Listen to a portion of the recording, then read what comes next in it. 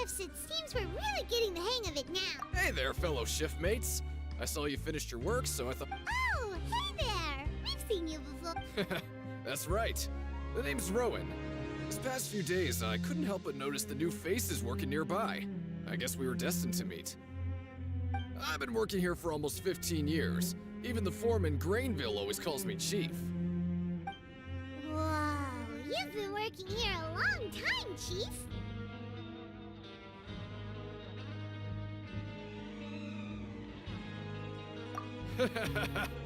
If there's anything you'd like to know, just ask me. I know the work here in the production zone better than the back of my hand. All right, Chief. We'll be sure to come to you first. Did you just ask about the rules? Pretty sharp for newcomers. You've already heard about the rules, huh? Who'd you hear it from? All right. Seeing as I'm the one who came over here, you're already calling me Chief. I guess I can tell you a little. Truth is, you two keep working like this, you might be putting yourselves in danger. Huh? Wait, there's even a rule about that? What would have happened if you never told them? Well, it's usually not that easy to break one on accident. The conditions of the hidden rules are usually pretty specific. If you work continuously in the production zone for 3 days, and if all you do besides eating and sleeping is just work, then something bad will happen during lunch on the 3rd day. Huh? Like what? Oh, don't scare Paimon! If I knew that, then I wouldn't be standing here talking to you, now would I? You mean, even you have never tried working 3 days like that before? There's actually a legend about this rule. They say that there was a worker who worked way harder than me. He was both efficient and eager on the job, and most other workers couldn't hold a candle to him. One time, he tried to test his limits and worked as long as he could. Then during lunch on the 3rd day, he disappeared into thin air, as if he'd evaporated. Later, some people went and asked some of his past friends about him, but they said, never heard of the guy. What the? How could that happen? Unfortunately, we were assigned different production zones. I never saw for myself what he looked like. Wait, are you thinking that it was... Huh?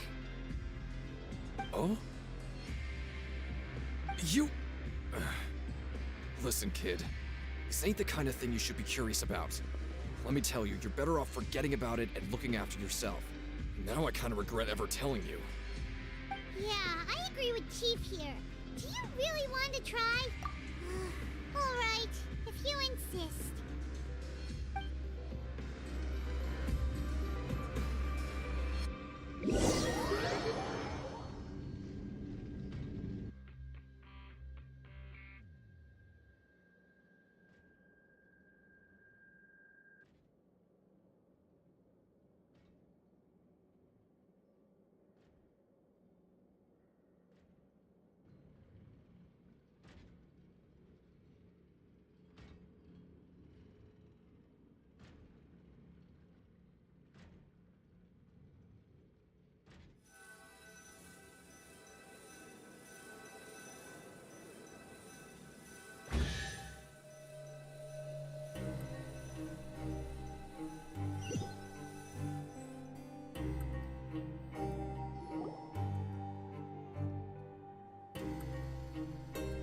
Oh, just a regular meal set.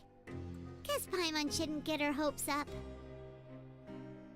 What would you like to do this afternoon?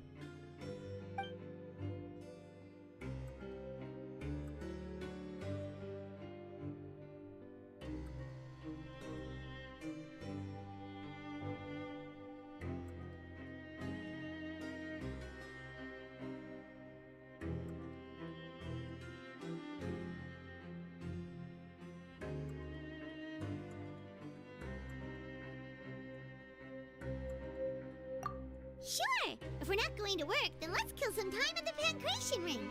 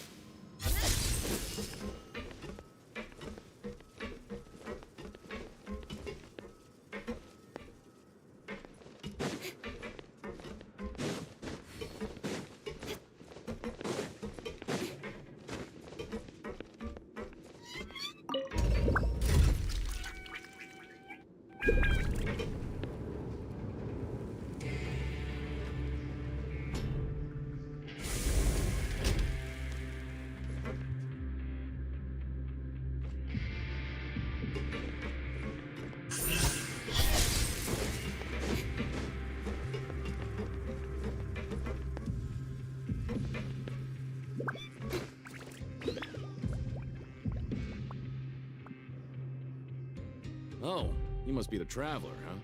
Sorry, mate, but competitors as strong as you are prohibited from participating. I don't make the rules, mind you, but I was given very specific instructions. Even convicts value their lives, don't they? I hope you can understand. But we have a game here that'll let you show off your strength, and you'll even earn some credit coupons in the process. What do you think? Interested?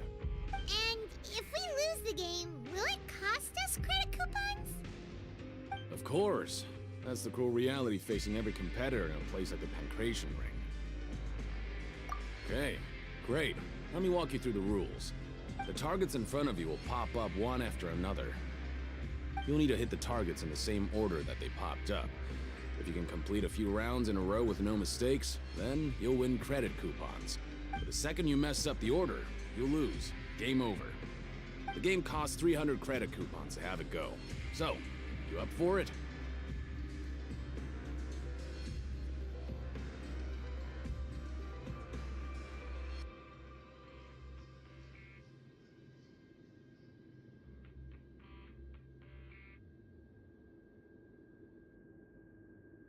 Thanks for your patronage, mate. Now, let the game begin.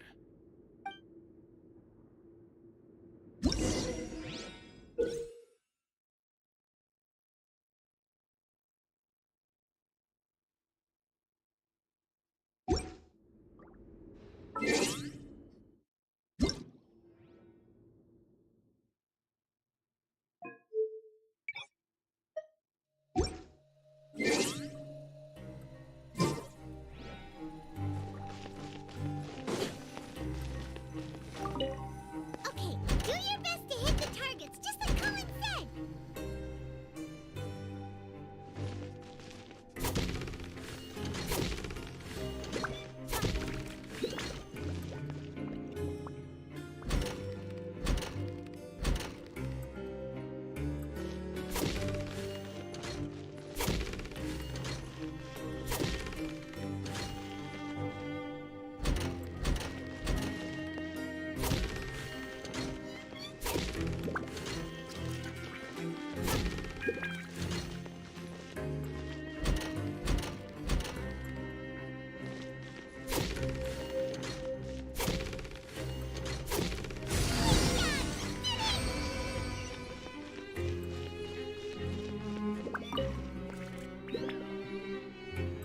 Not bad. Not bad at all. Here, the coupons you won. Be sure not to lose them.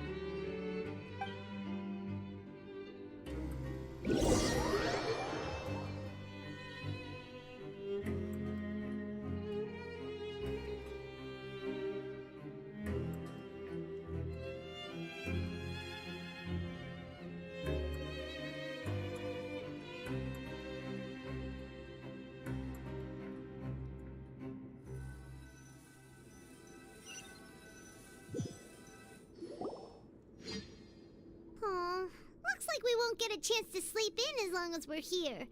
Let's get to bed early.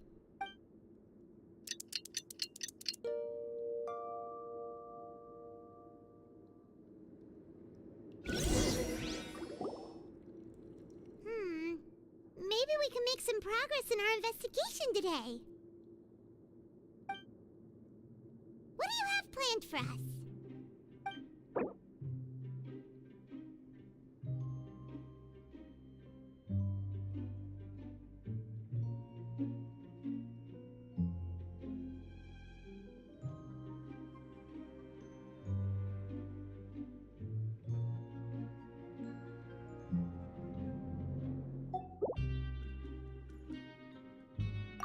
Let's go!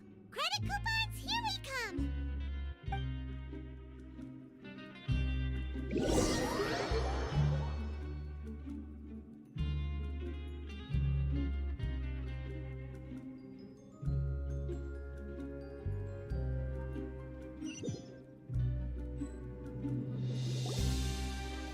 Look who decided to show up! Get your butts in gear and get to work. Time's a-wasted. Oh? What's with suddenly wanting to work so hard? You need coupons that badly? Sure. Let's just say we really want to test our limits.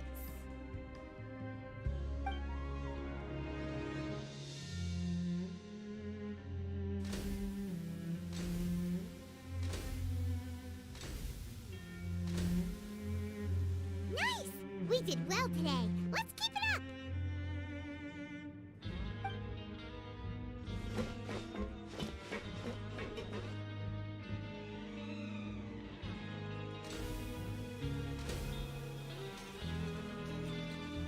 Ooh, Paimon's had it.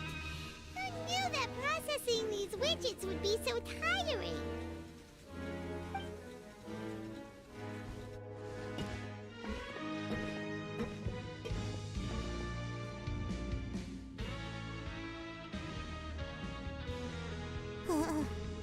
That's it. Paimon doesn't even have the energy to talk anymore. Is it time to eat yet?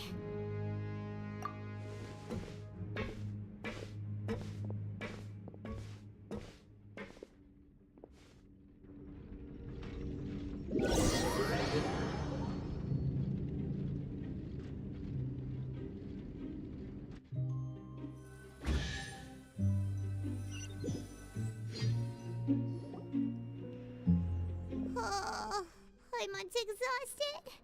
It's just work, and more work. Paimon's little body can't handle this much longer.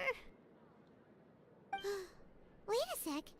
Now that Paimon thinks about it, haven't we been working non-stop for 3 days now? And now it's lunchtime. Oh, Paimon feels a shiver going down her spine. What's going to happen? But it doesn't seem like anything's changed at all. And we made it to the coupon cafeteria safely. Are the so-called hidden rules only a rumor after all? Well, there's no use to just guessing all day. Paimon's stomach has been grumbling the whole time. Let's just eat already. Paimon wonders what we'll get today. Maybe we'll get the super lucky meal. Wait, what? What in the world is this? What's with Paimon's food? And yours is the same. Is this stuff meat? But it looks and feels so bizarre. What kind of chef would make food like this?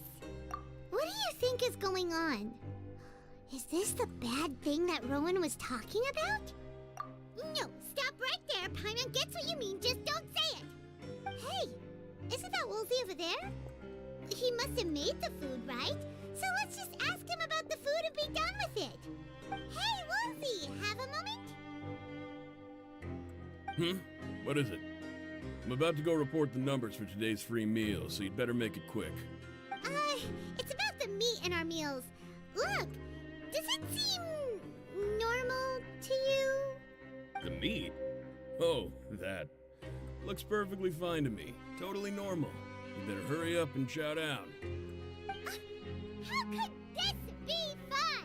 Hey, don't leave! You barely even looked at it! Hey! Ugh, what should we do now? Woolsey wouldn't even give us the time of day. Is he trying to hide something? Yeah, looks like we have no other choice. Paimon was positively famished a minute ago, but now she's lost her appetite.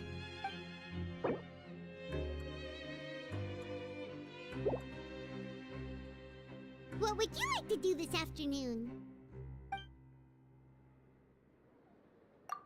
Since we have time now, let's focus on investigating some more.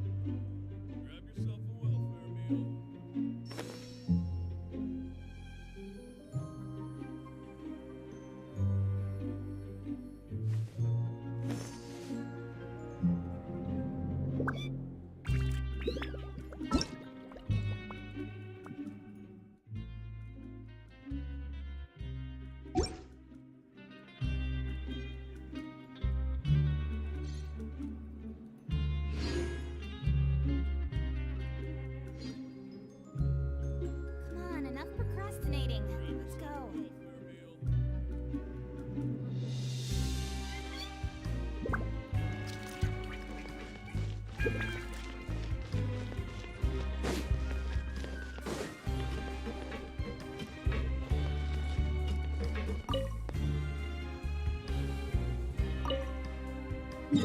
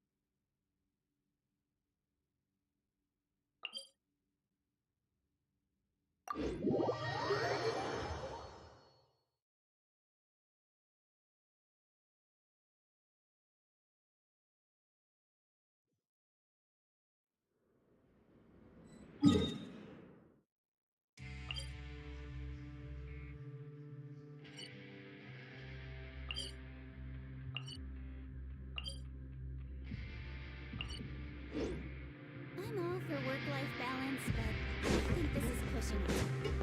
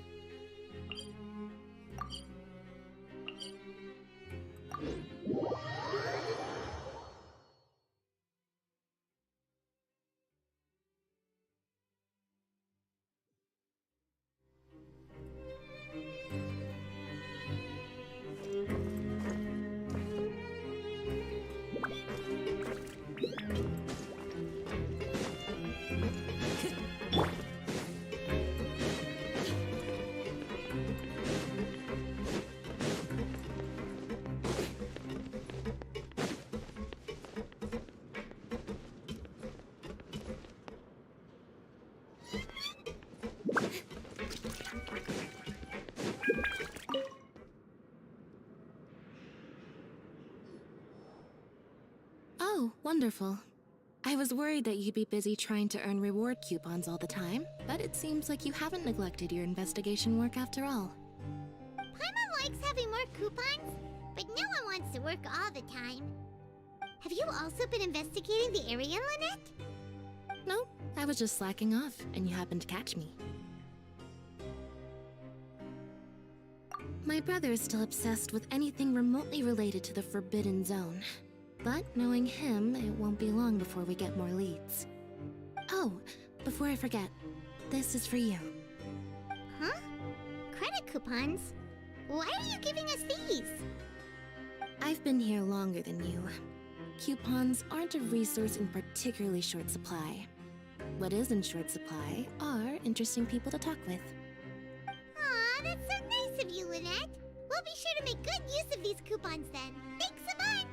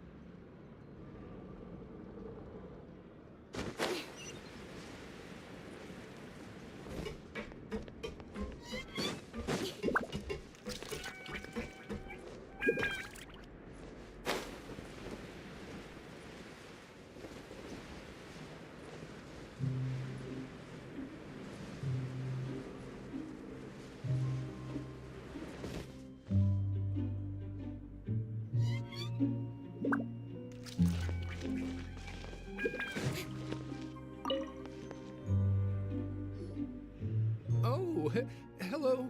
You two are the ones who were with His Grace. No need to be so nervous. Sorry, I couldn't help but think of His Grace once I saw you, and I... Well, it's hard to say. Maybe I am. He's got a very overwhelming presence. It makes me feel like I'm just some insignificant little bug. Wait, seriously? Well, I'm always indecisive, and I tend to make a mess of things. It's like a reflex. I just instantly start to tense up the moment I see a smart and capable person like His Grace. What? Please, don't say anything like that out loud. How could you possibly think something like that?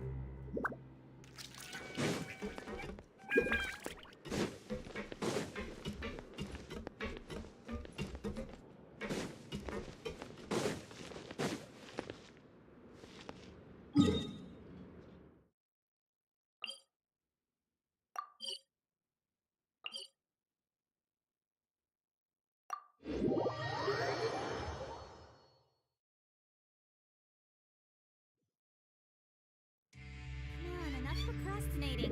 Let's go.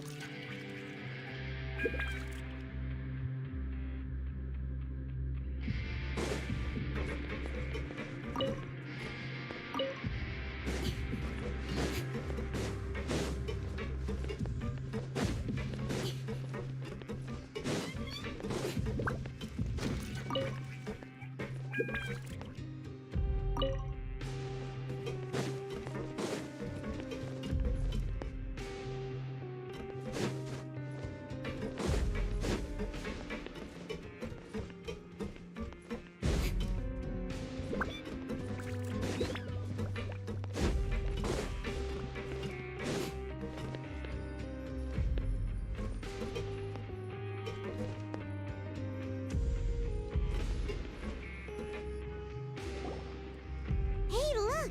There's something here! Looks like a research notebook. That suspicious guy peeking into the infirmary just now. Are they a fan of Siegewing? He must have dropped this. Let Paimon read it real quick. The Melusine perceive the world very differently from humans. There are significant deviations. As a result, their sense of aesthetics and beauty is also very different from that of humans. This must be taken into consideration when giving gifts. Ooh, this all sounds pretty serious. He sure did his homework. And as for the notebook, let's take it.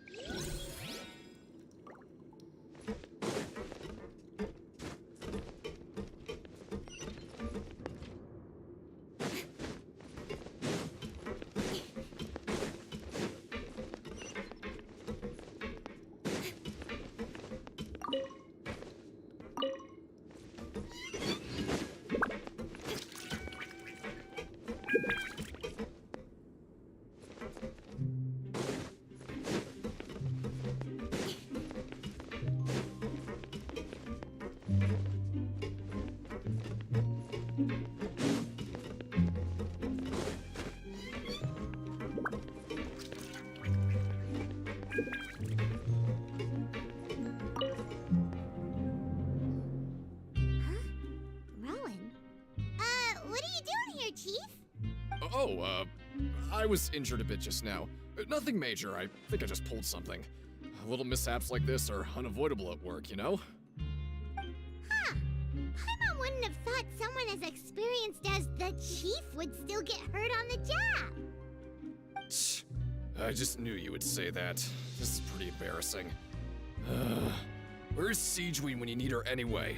The one time I need to make a quick trip to the infirmary. Oh, you mean she wasn't in the infirmary? Yeah. The rumors say that there's never anybody in the infirmary in the half hour before lunch, and nobody knows where Siege Wing gets off to.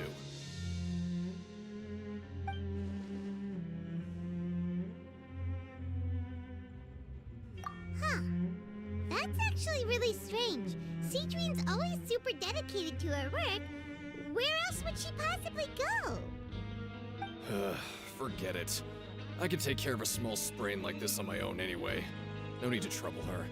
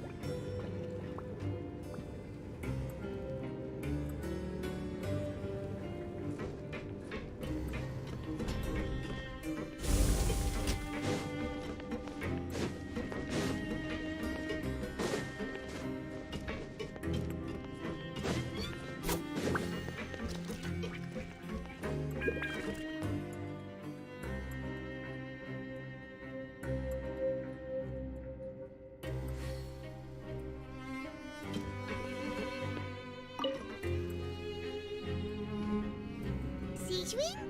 Aren't you supposed to be in the infirmary? What are you doing in the production zone? Hello, Traveler. Paimon?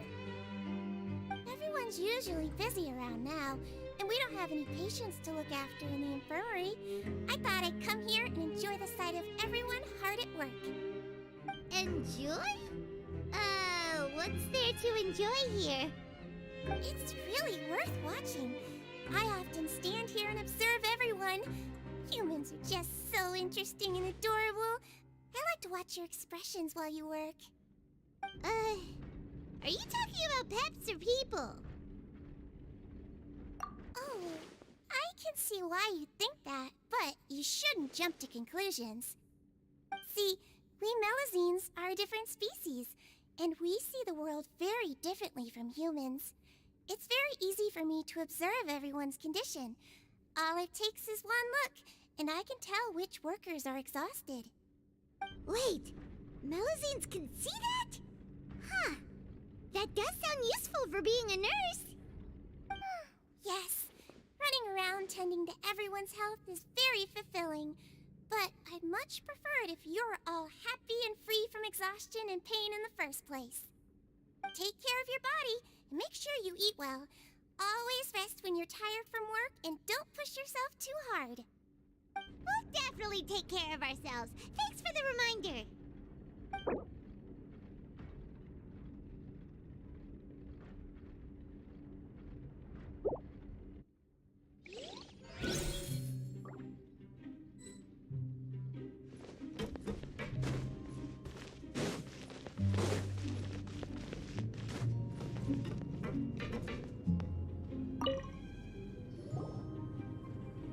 Hey, it's the Traveler and Paimon. No need to tease me, okay? I won't trip on the same step twice. Listen, I feel ashamed about last time. Thank you for praising me in front of His Grace. Here are the extra credit coupons he gave me. I'd like you to have them.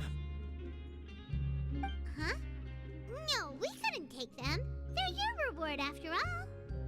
But when I was welcoming you, I didn't do anything but give you the stink eye. Come on, I insist. These coupons are nothing compared to getting the attention of His Grace. I won't take no for an answer.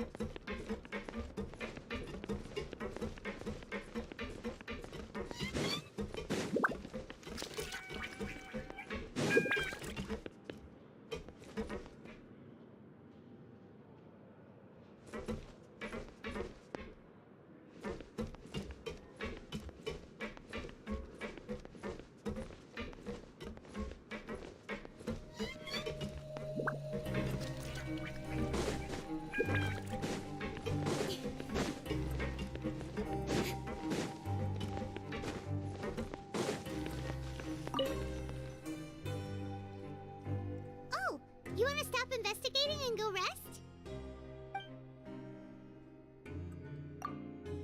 Okay, you should rest up. We'll be back at it tomorrow.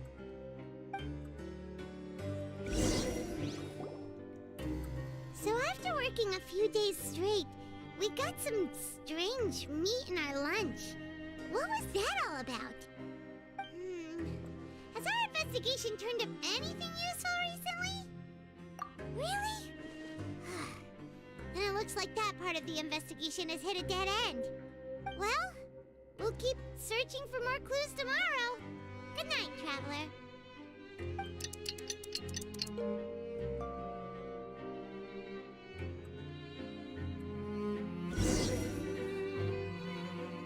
Oh, Paimon doesn't want to get up.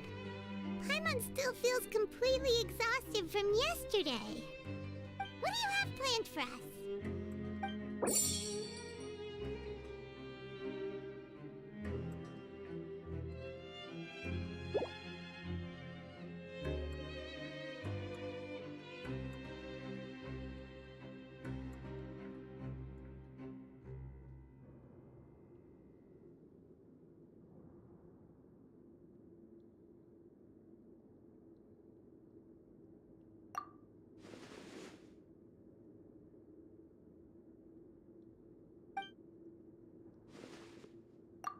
After working here so long, we're really starting to get the hang of it. But doing the same thing all the time can get old pretty quickly. How are you holding up?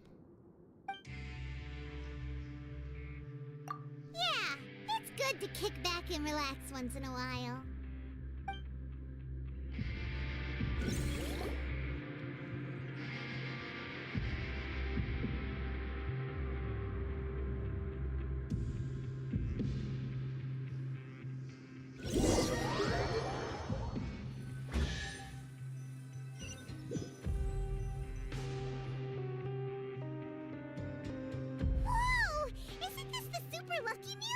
Looks like hard work really does get rewarded.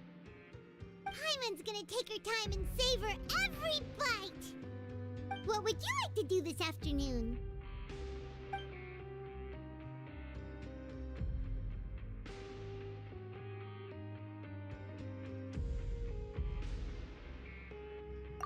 Maybe we'll be able to find some leads there.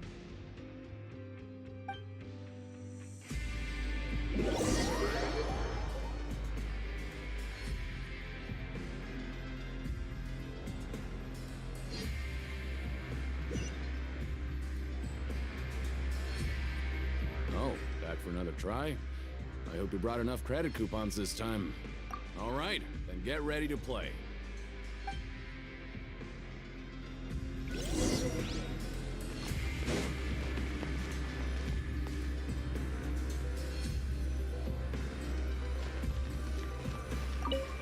Okay, do your best to hit the targets, just like Colin said.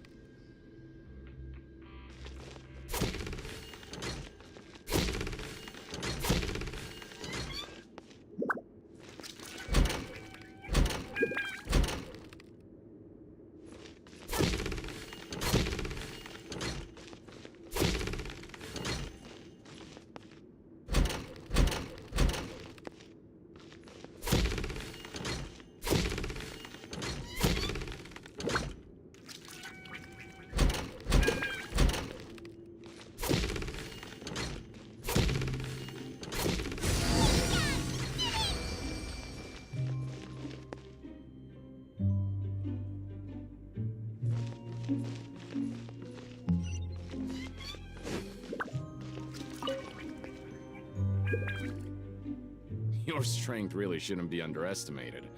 Now I get why you're prohibited from participating in any official fights. Nobody who values their life would be willing to get in the ring with you.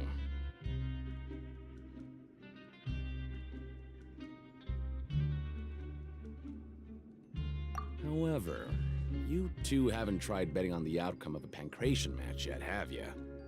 Just go talk to Rusimov. Buy a ticket for whichever fighter you think will win. There's a big payout if the fighter you support comes out on top. But we don't know anything about the fighters. How can we possibly know who to support? That's normal. Just watch a few matches and get a feel for the fighters. It won't be long before you can pick winners in your sleep. He's got a point. Why don't we give it a try? If we have enough coupons, we could probably bet at random until we figure everything out. Bet at random, huh? Well, how should I put it? It's not like you can't do that, but I'd advise you to give it some more thought first. Huh? We shouldn't get too carried away. What's the problem? What? Never even picked a boxer before, and you already know about the rules? You're not just strong fighters. Seems you're pretty perceptive, too. Might as well tell you about it, since you already know that much. Plus, I think you've got the potential to be one of my greatest customers. I think I can let you in a bid. Besides, I don't want to risk ever losing a customer like you. Is it that serious? Okay. The hidden rule here is, if you buy both boxers' tickets and support them both, something bad will happen the next morning. So the rule is that we shouldn't pick both boxers in the same fight. But if anyone actually did that, wouldn't they be guaranteed to lose coupons? Who would do that anyway? And what do you mean by something bad will happen? How would I know? Not like I'm stupid enough to do that. But I've heard a story about the rule. According to the rumor, there was a masked boxer who possessed incredible skill and power. None of his opponents even stood a chance against him. However, in the final match, the organizers told him to take off his mask. He refused and never showed up to the fight. And after that, he was never seen again. Some say he died, or that he was taken care of by the event's organizers. But everyone remembers that he was someone who cherished honor above all else. In his eyes, supporting both boxers in a match would dishonor the competition itself. So you mean it's like a curse? He'll take vengeance on anyone who does that?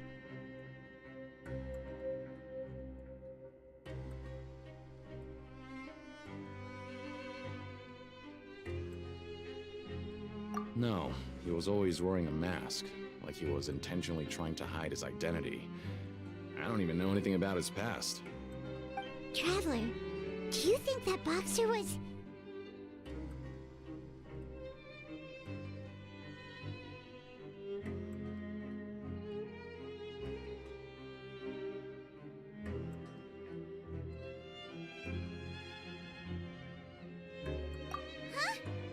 We will? You're not serious, are you? Look, here I was just trying to be nice and warn you, yet here you are trying to break it on purpose? Yeah, it sounds pretty scary to Paimon.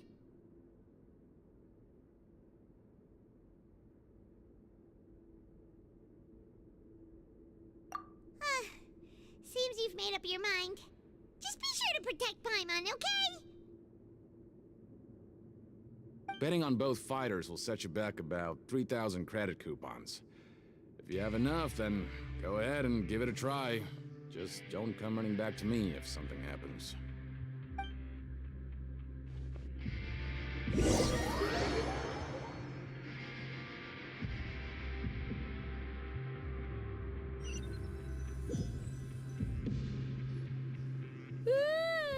We woke up so early today that Paimon's been nodding off all afternoon. Good thing it's finally time for bed.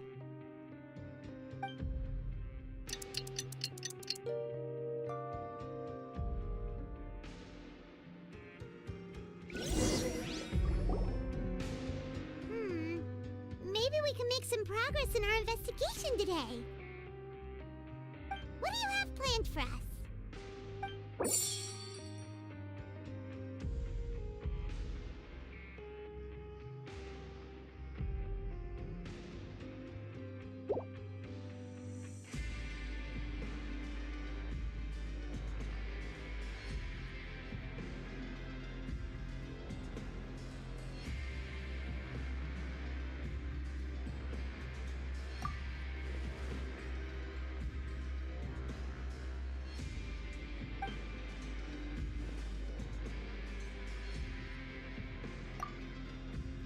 After working here so long, we're really starting to get the hang of it. But doing the same thing all the time can get old pretty quickly. How are you holding up?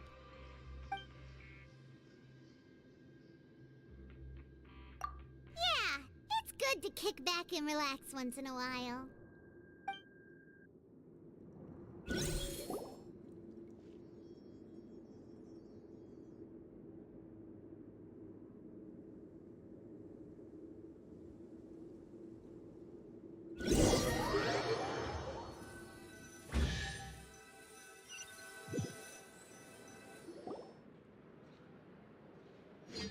Oh, just a regular meal set. Guess Paimon shouldn't get her hopes up. What would you like to do this afternoon?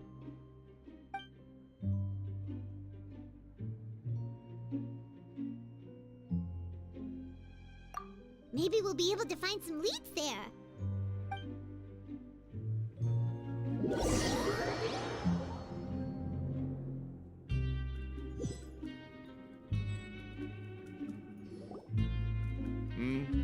Are you two here to buy tickets? Better be quick about it. Another match is about to start.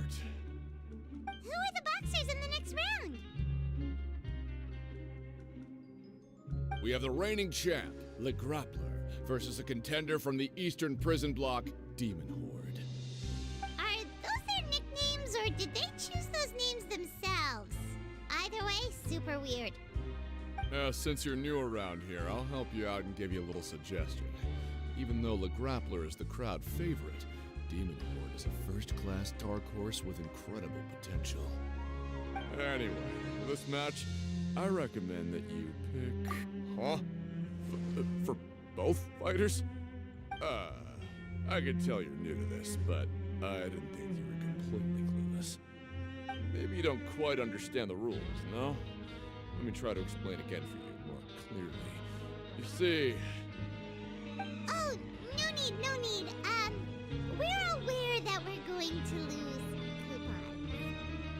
All right then, if you're absolutely sure. Remember, no refunds once you buy the tickets. Yeah, we got it. Just shut up and take our coupons.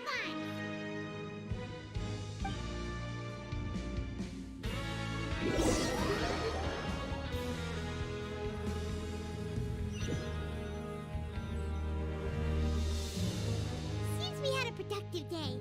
Hope we can make even more progress tomorrow.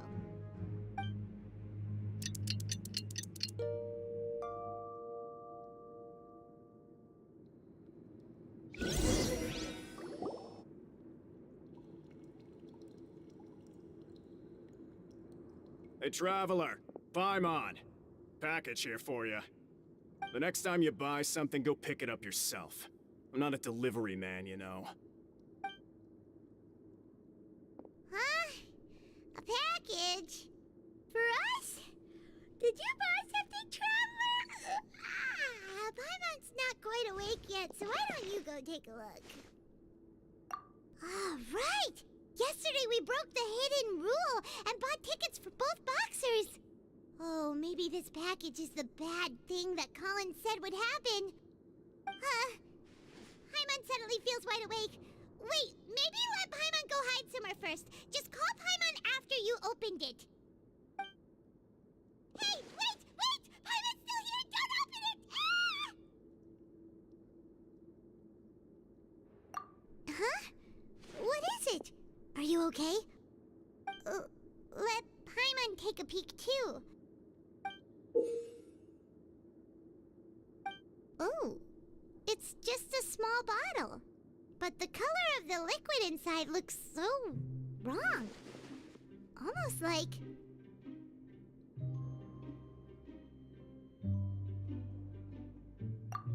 Alright, that's enough of that. No need to say it out loud. Paimon already knows what you're trying to say. Ugh, no way! Get that stuff away from Paimon! Paimon thinks we shouldn't open the bottle until we figured out what's going on. Just trust Paimon on this one, okay?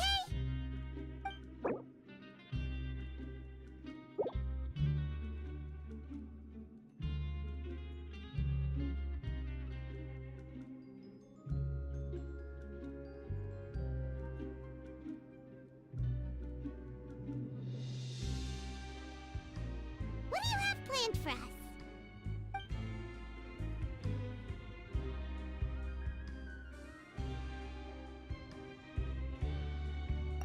Though it feels nice to slack off a little, less work means less coupons.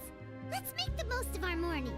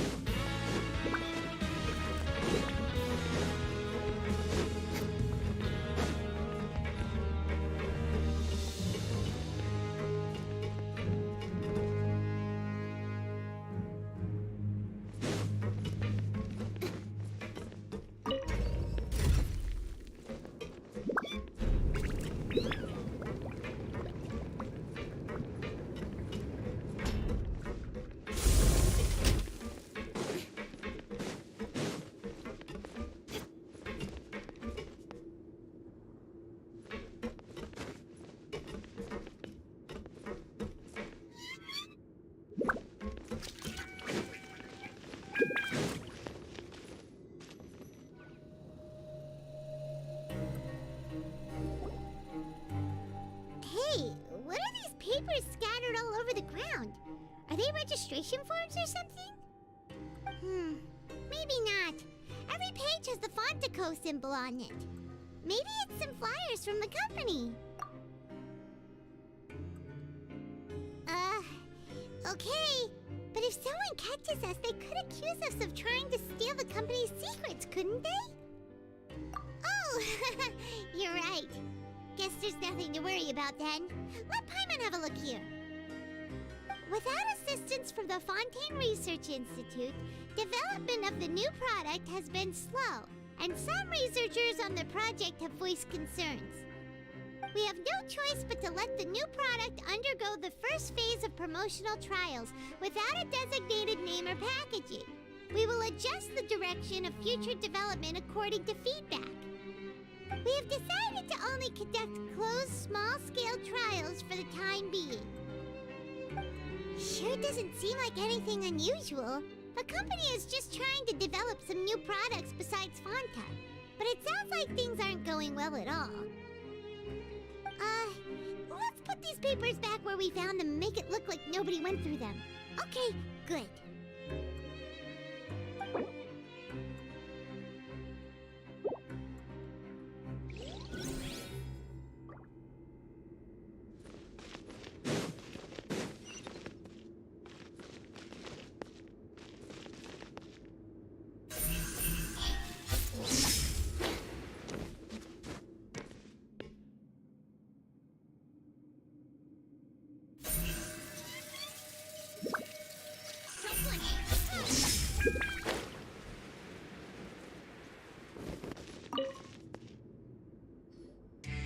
Hey, I heard you crazy fools really did it. You bought tickets to support both fighters, didn't ya? Well, did anything happen? Well, the next day we received a mysterious package, but we still haven't made any sense of the contents. So it is real. You didn't become cursed or anything like that, did ya? Are you both still okay? Wait. Are you sure that it's still you controlling your bodies right now? Paimon's not sure. What do you think, Traveler? Is Paimon still Paimon? Oh, okay. Well, that's good. Yeah, you two don't seem to have changed at all. But I wouldn't let your guard down just yet. Still, I didn't expect you would actually do it. You'd actually throw away coupons like that just to satisfy your curiosity? Even if we bought tickets like everybody else, it's not like we could hope to earn any coupons. When it comes to things like this, it's always the organizer who makes the real profits. Hey, just what are you trying to imply? The Pancration Ring is an honest business, and we really don't make much from selling tickets. We make so little that even the current tournaments can only be held thanks to funding from the producer of Fanta. Oh, so it's the company that manufactures Fanta sponsoring the events? Paimon thought all of this was thanks to the Duke's support. Let's just say it's a mutually beneficial arrangement. They reached out to us first, hoping to promote Fanta products in the Fortress of Meropide. Anyway, you try and take extra good care of yourselves these next few days, you hear?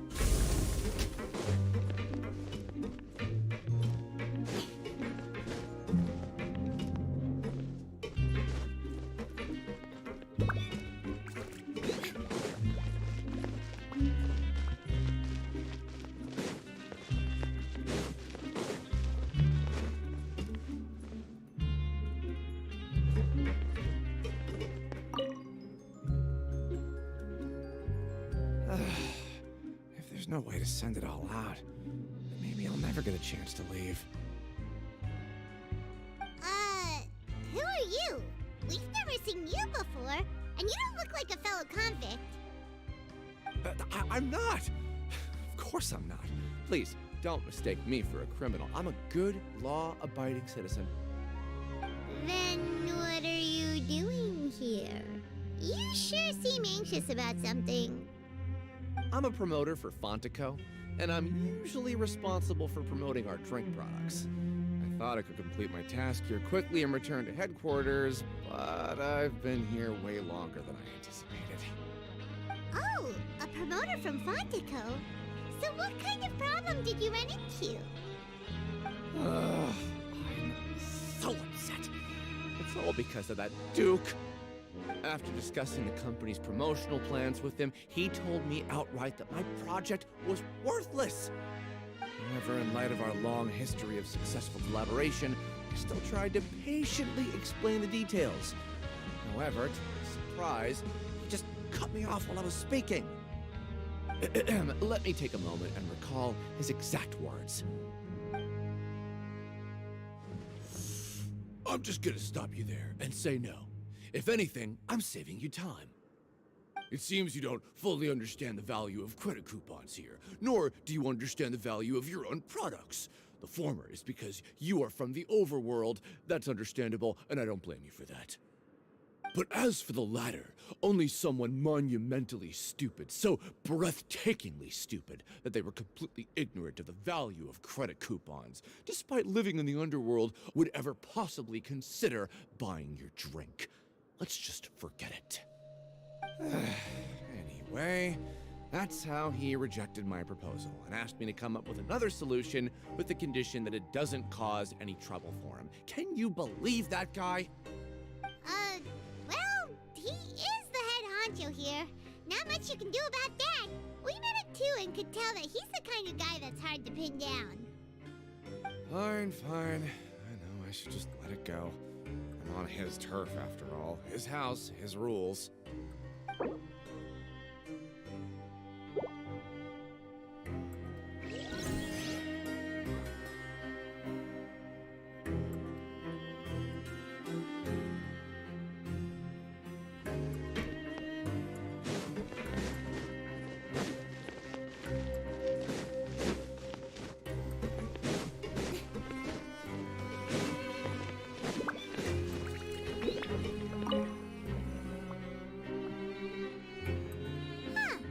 We ended up here without even thinking about it. Wanna grab something to eat?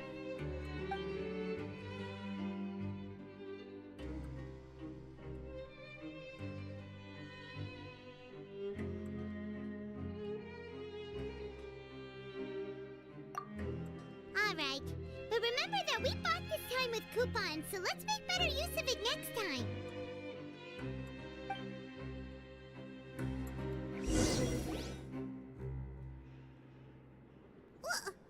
What is this garbage? Ooh, it looks disgusting. Oh, Paimon misses your cooking now. What would you like to do this afternoon?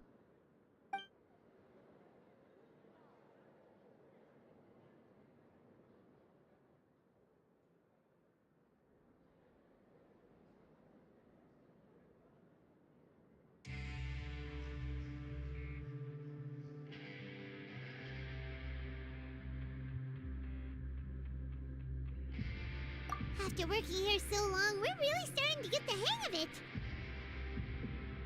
But doing the same thing all the time can get old pretty quickly. How are you holding up?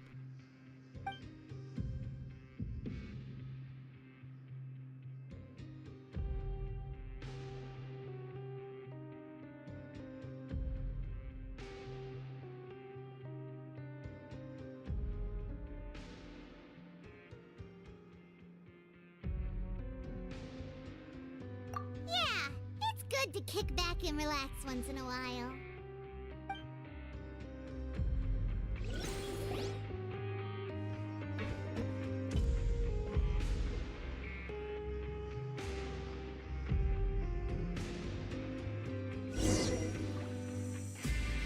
A mysterious box? A bottle of crimson liquid? Paimon still doesn't know what to make of it. Do you have any ideas, Traveler?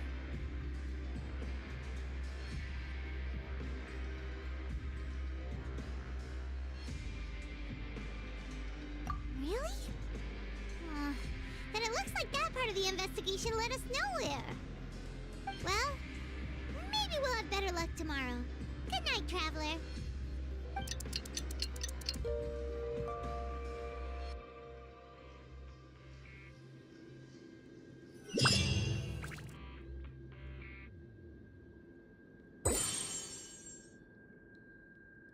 Okay, so we've investigated 2 of the hidden rules. Paimon didn't think this prison would have so many weird things going on. We'd better pick up the pace with our investigation, otherwise we'll never get anywhere. Yeah, let's skip work for now and put our time to good use.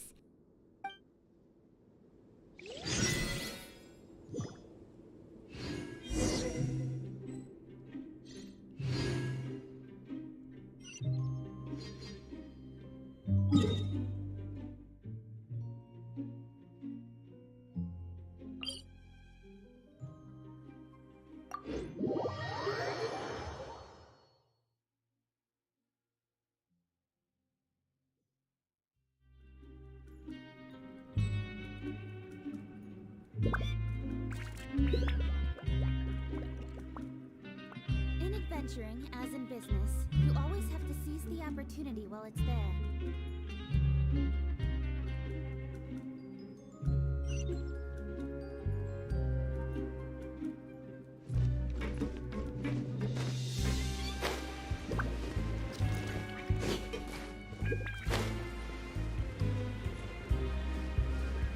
Hey, isn't that Vidoc over there? Hmm.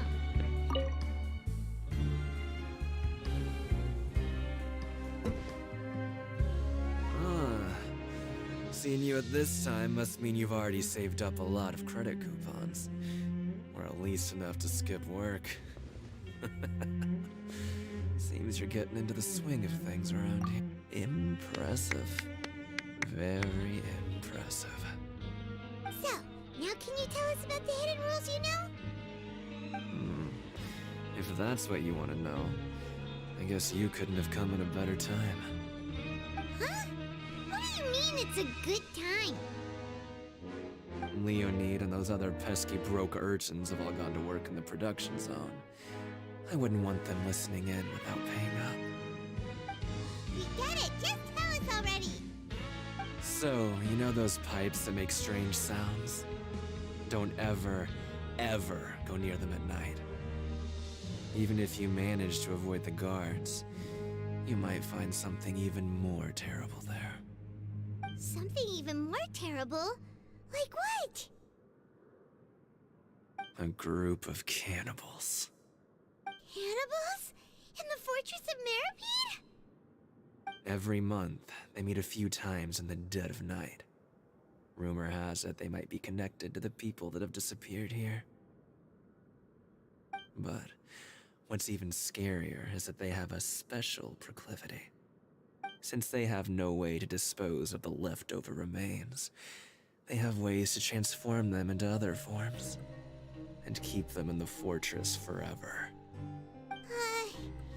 Paimon might already know what you mean by other forms. So that's what's going on here. Oh, Paimon's stomach doesn't feel so good.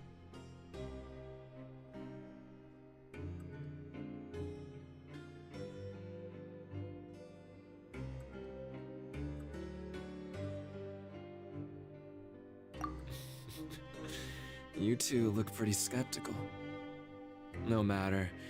Learning the truth behind dark secrets isn't necessarily a good thing. I've got things to do too. I suggest you just act like I never told you anything. Traveler, can we just trust him on this one?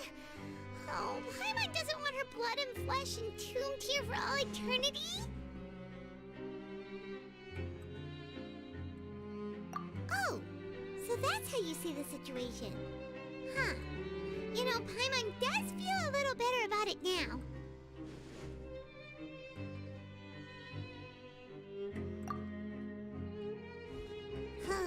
When will all the secrets end?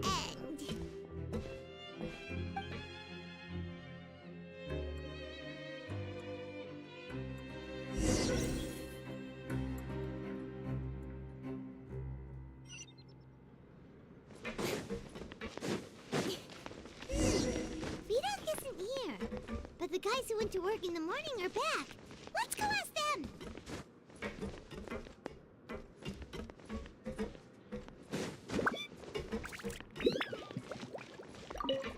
What? What are you saying? You shouldn't go around saying stuff like that.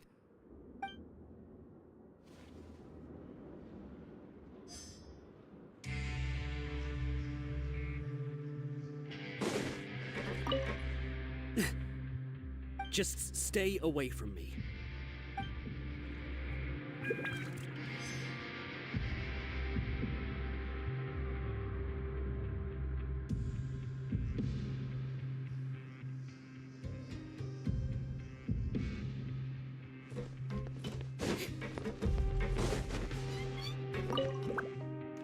What are you talking about?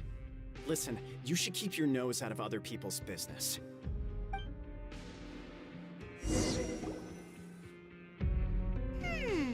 Their attitude sure is suspicious. Like they're trying to avoid us.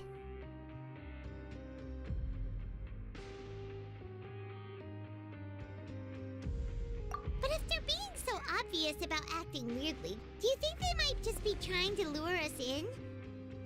Oh, this is all getting way too creepy for Paimon.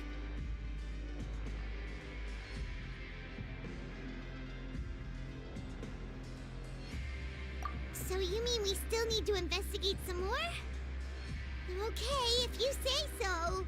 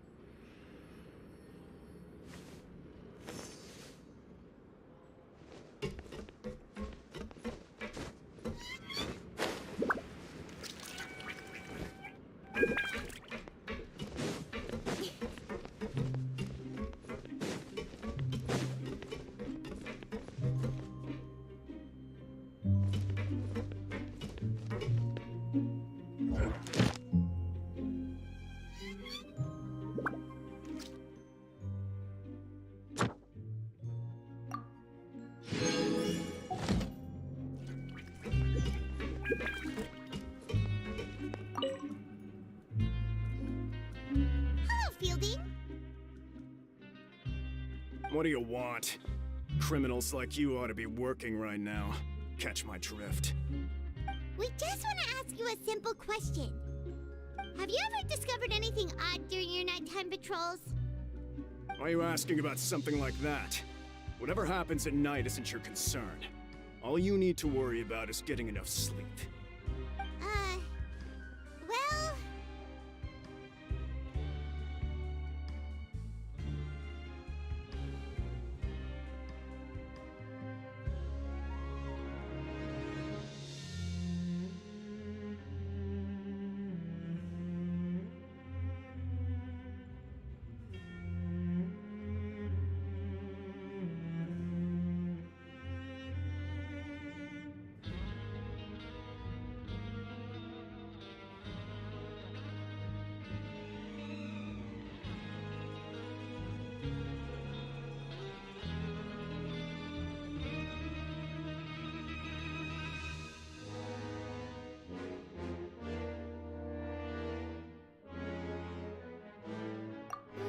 Right!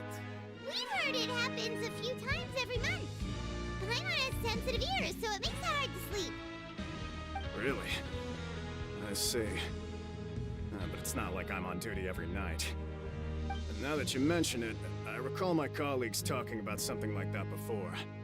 They say that strange things tend to happen at night on pipe cleaning days. Lots of us don't willingly take those shifts. So, what happens at night on pipe cleaning days? They just conduct regular cleaning of the fortress's drainage facilities. There are 3 pipe cleaning days per month, and it just so happens that today is one of the scheduled days. You can try to confirm the sounds tonight if you want, and if they're real, then I can report the issue to my superiors for you. Oh, okay. Then we'll keep both ears out tonight. If that's all, then I'll be leaving now. I advise you not to try anything funny, though. Even if I'm not on duty tonight, someone will still be watching you. Don't worry, we don't want any time added to our sentences. Oh, he left. So what do you think about the pipe cleaning days he mentioned?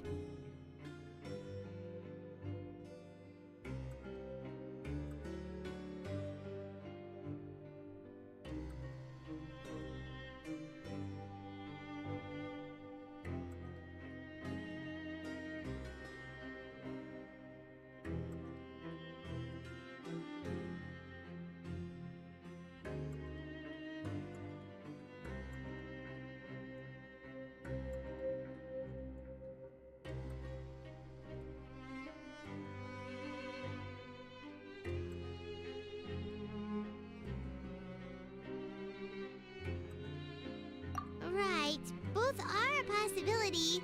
But Fielding did say that tonight is a cleaning night.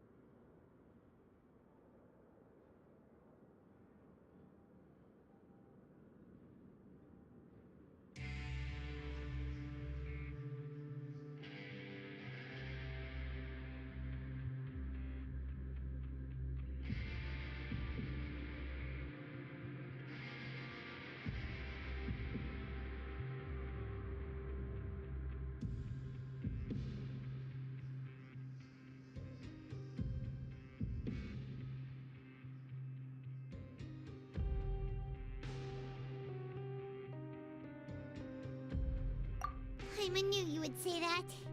Alright, sounds like we'll be up all night tonight then. Paimon just hopes the guards don't catch us.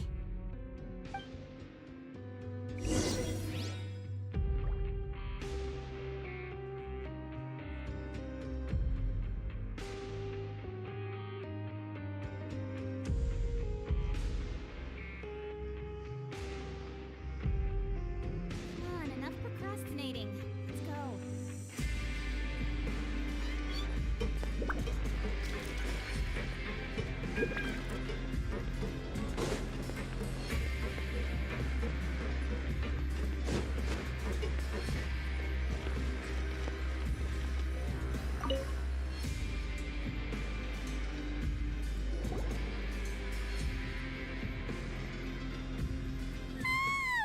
Oh, I'm so tired.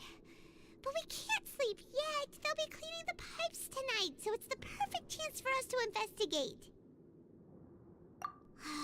Whatever. Just be sure to wake Paimon if she dozes off. Paimon's worried something might happen if you go alone. Huh? Traveler? Did you fall asleep already?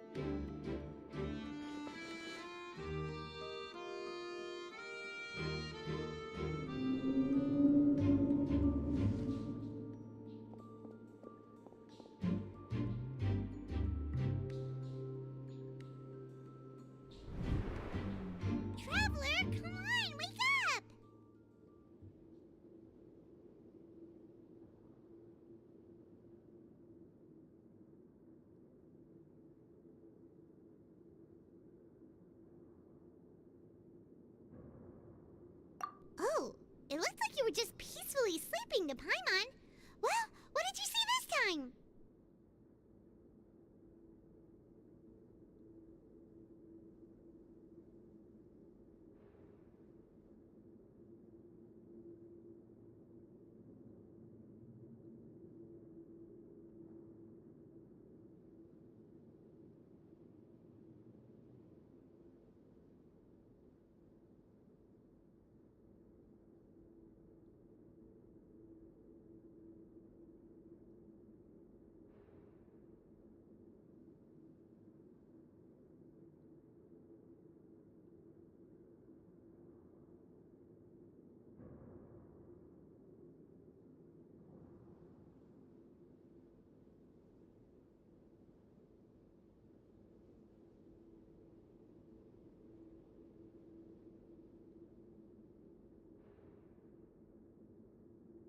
Really? So we're finally starting to figure out what actually happened!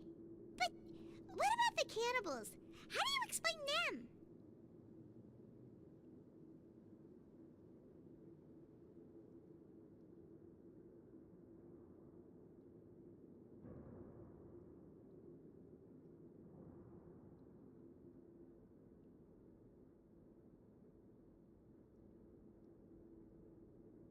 Okay, well, it's about time for us to get moving. Just be careful to avoid the patrolling guards.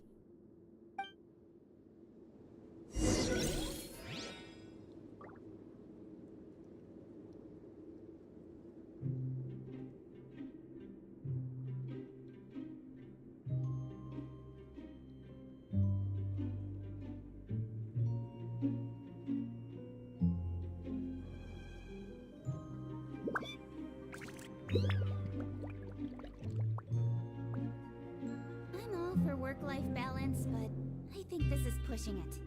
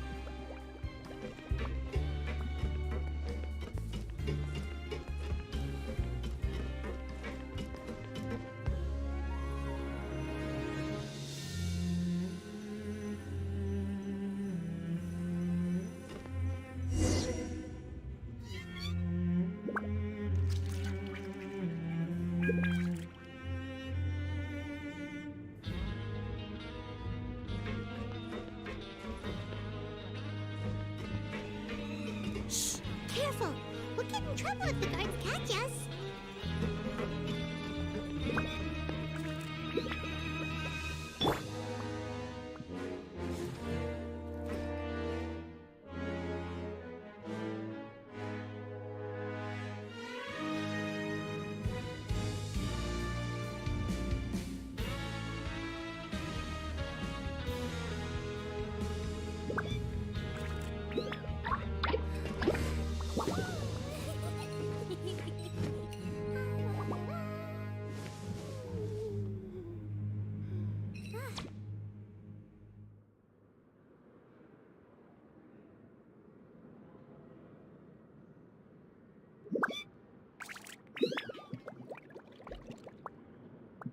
Why do so many people make such a big deal out of seeking the Adepti? There's Adepti everywhere, isn't there?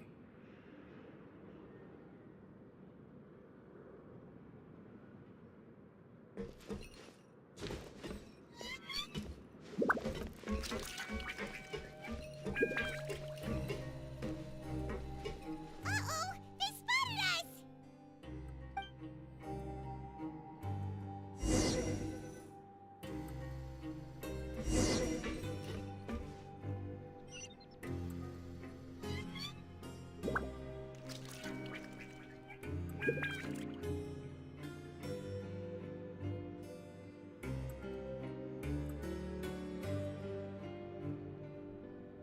Don't put off until tomorrow what you can do today. Come on, let's get a move on.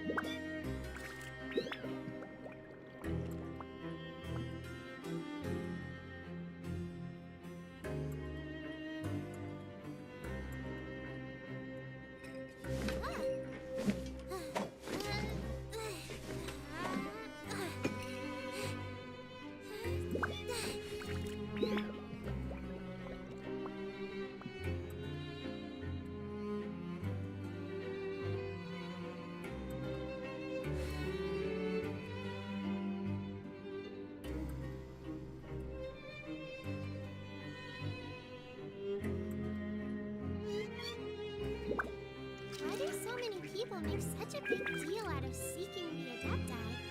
There's Adepti everywhere, isn't there?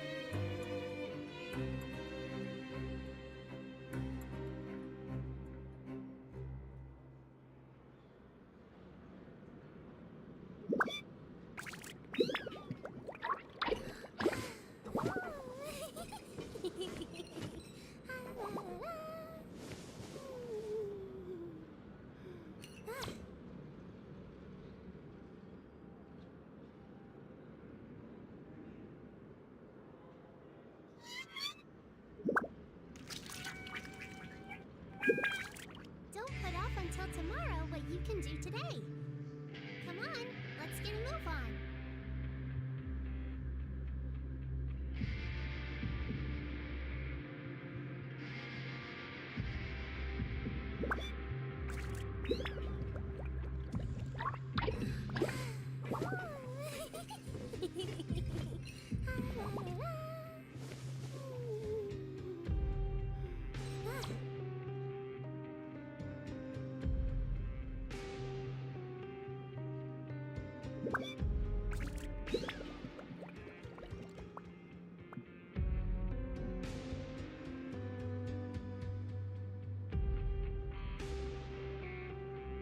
Why do so many people make such a big deal out of seeking the Adepti? There's Adepti everywhere, isn't there?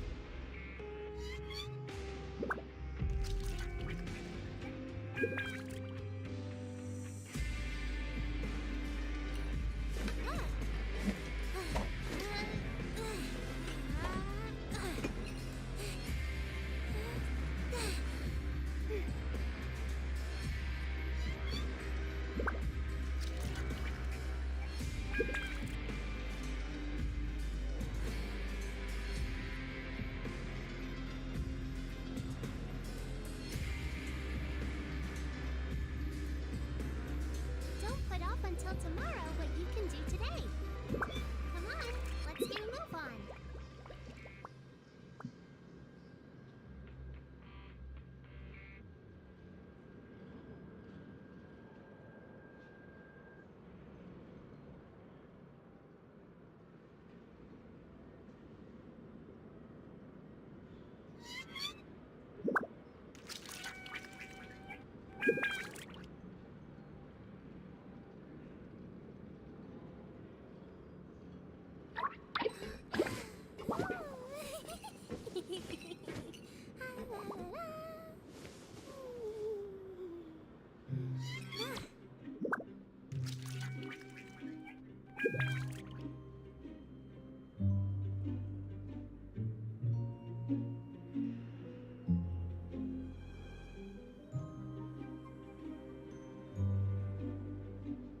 Why do so many people make such a big deal out of seeking the Adepti? There's Adepti everywhere, isn't there?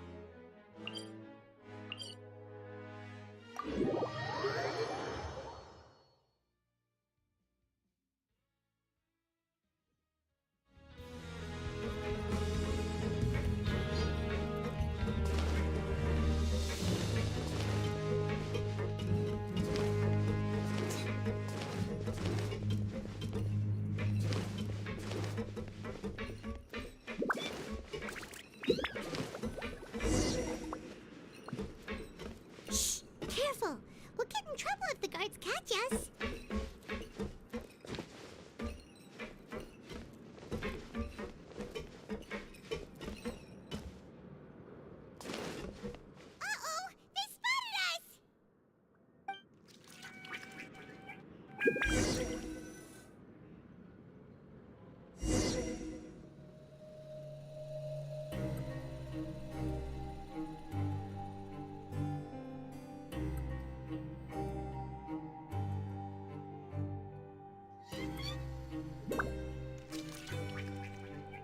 put off until tomorrow what you can do today.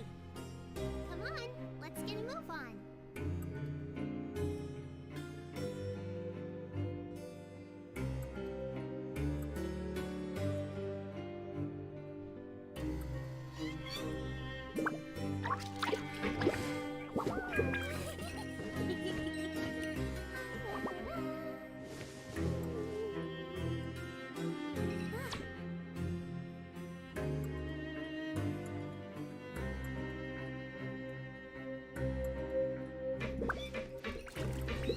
Shh!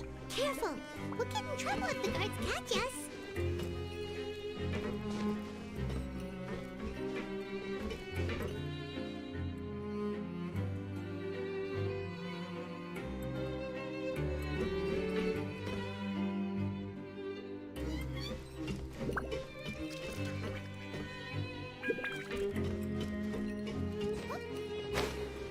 Uh-oh! They spotted us!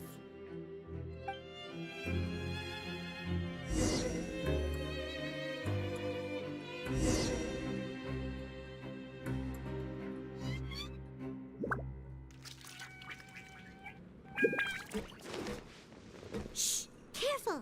We'll get in trouble if the guards catch us.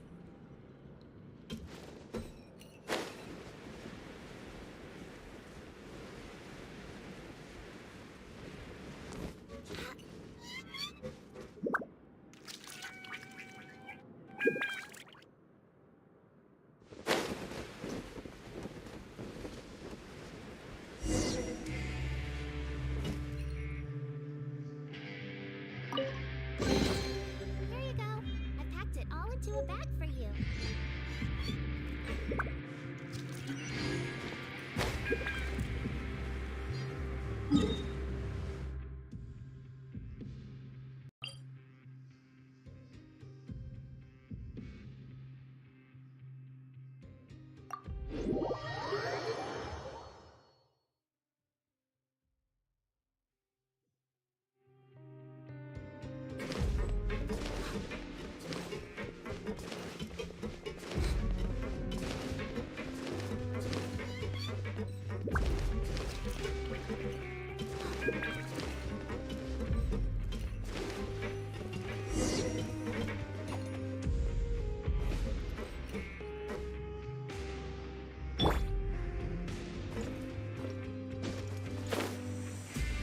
Shh! Careful! We'll get in trouble if the guards catch us.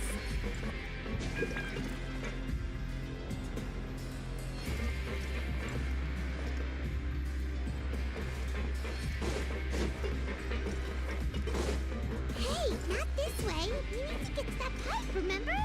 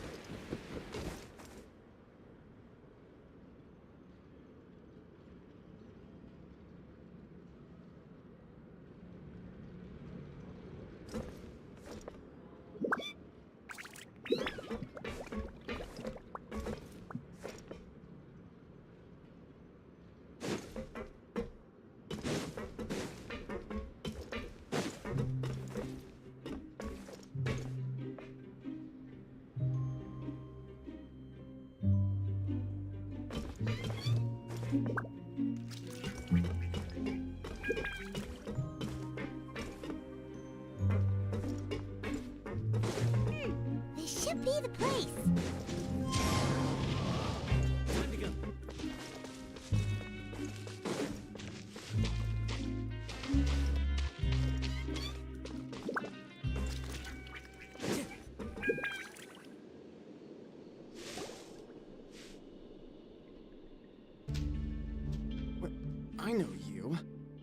were the ones we saw. Huh. You've got guts showing up here. You know who we are, right? You'd better leave now. Ain't nobody coming here to save you. What'd you say? Yeah, so what if they were? If you push us, we can make those rumors a reality at any time. Hey, what's the point of all those rumors anyway? What exactly are you trying to do? I don't have to tell you anything. If you turn around, go back to the dormitories, and act like you never saw anything, then I'll pretend that you never showed up here. Yeah, scram. Nothing worth seeing here. Huh? What did you say? Isn't that exactly what Boss said when he left? Hey, do you know our boss? Whoa. We had no idea our boss was such a big deal. He always kept his identity a secret. So, did he have you come here to find us? Oh, so your child's crew here? Seems like he had no problem fitting in. We're the only ones who heard him say those words when he left that night. So unless he somehow told you those exact same words after that... All right. I guess that's proof and... Wow, those dreams of yours sure come in handy. We gave him the business for a while, and would always give him a hard time when he first came to the Fortress of Meripede. But here in the fortress, the strong will always earn respect. He was working the longest hours and racking up wins in the Pancration Ring. You could always see how amazing he was, even when he was teaching us a lesson. So eventually, we all decided to follow him. But one day, he suddenly told us that he had to find a way to escape this place, no matter the cost. He said it was because he heard that call again. And as his crew, if the boss wants something, then it's our job to get it done. So, we got to work, and used the hidden rules that were here to make up and spread the rumor about the cannibal rule. We just wanted to give him a better chance of escaping on a night after the pipes had been cleaned. Oh, thanks to your rumor, nobody would want to come anywhere near here, prisoner or guard. Wow, it sure is easy to exploit people's fear of the unknown. But has a child already escaped? Why are you all still coming here after pipe cleaning day? Because as far as we know, the pipe he went into isn't actually an exit. It should be a dead end. It leads to an abandoned factory area, and even if there were a way to escape from there into the sea, we're still way too deep. No one could ever reach the surface alive. But Boss still insisted on going in. It's like he was obsessed about it. So we told him that we'd pretend as if he never existed while he was gone. And that if he wanted to come back, he should wait for nighttime on a pipe cleaning day. That way, we could meet him here and help cover the whole thing up. So you come and wait here through the night a few times a month just because of that promise? Yeah, but it's been so long now.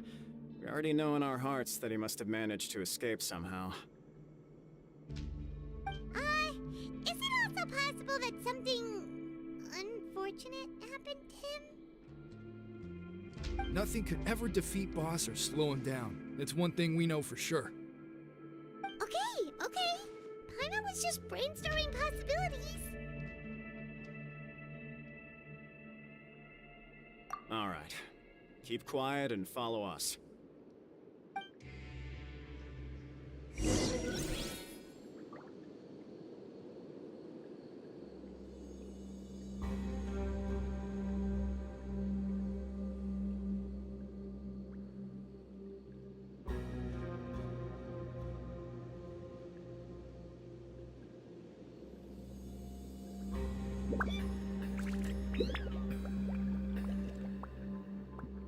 Wherever in this world I roam, I carry memories of my home. This blade. It is the last link I have to the land of my birth.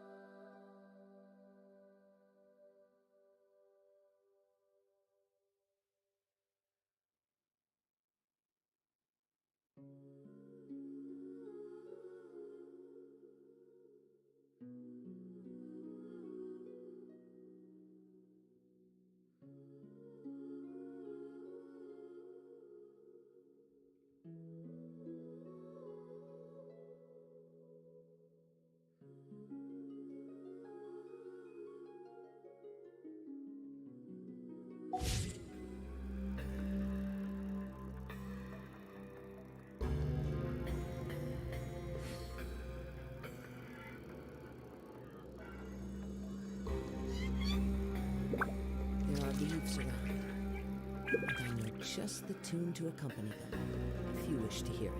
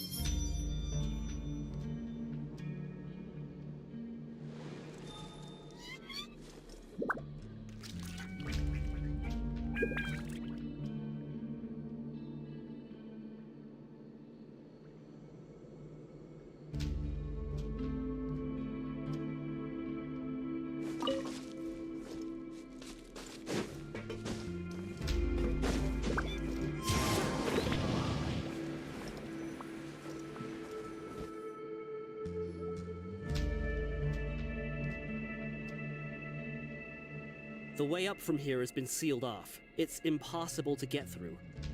Boss left by going down from here.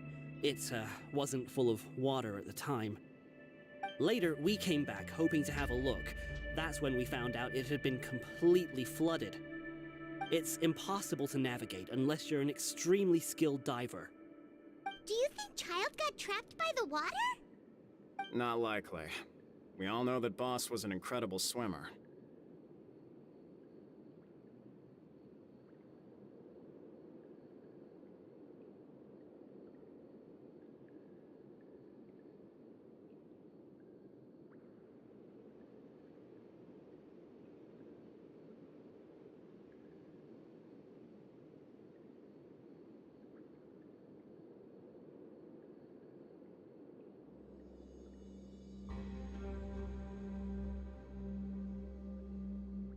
Really? Then have him come investigate, pronto. Just be sure to tell us if you get any news about Boss. It's getting late. We should leave before the guards come this way. Yeah, we learned a lot about what happened to Child here. Let's get going!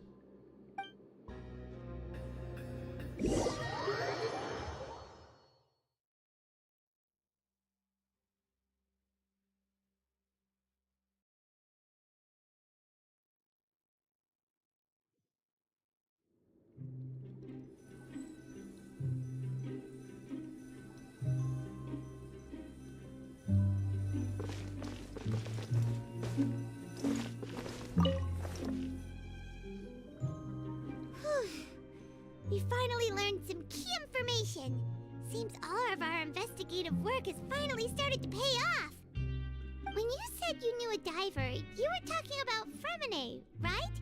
If we ask Linny, he'll definitely have Fremine help us. Ugh. Why is Child like this? What was he doing going into the pipes? Not making our jobs easier, that's for sure. Fortunately, though, it seems like it's only a matter of time now before we find out what really happened. Now that we can finally relax, I'm starting to feel super sleepy. Let's try to get some rest while we still can. Nighty-night, traveler!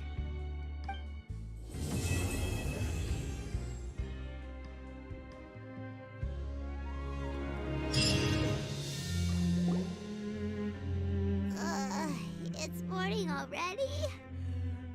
Oh, Paimon still needs more sleep.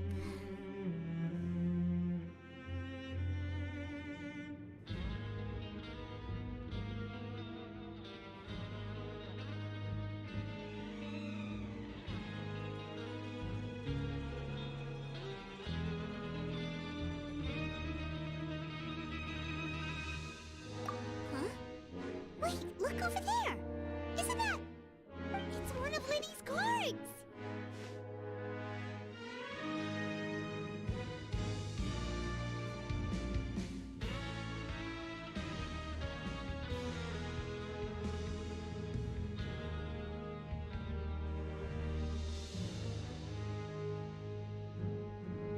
Let Paimon see what's written on it! Maybe you haven't heard, but today is the monthly free day. Everyone has the day off today, which makes it the perfect time to do some investigating. It's been a while since we last talked. Have you been making any progress lately? Let's meet at our usual spot in the factory area before lunchtime. I have new information. Ooh, today's our lucky day. We have the day off. From the sound of it, Lenny's been making progress with his investigation. Wonder what he's discovered. We still have some time before we meet up. Let's talk with the people here for a bit more before we go.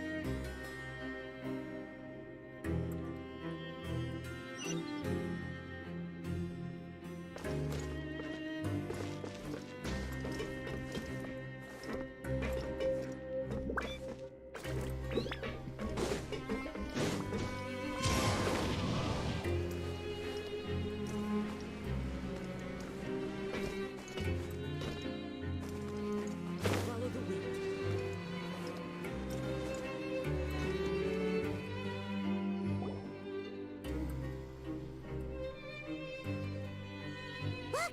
There are some people talking over there! Let's listen in on the conversation.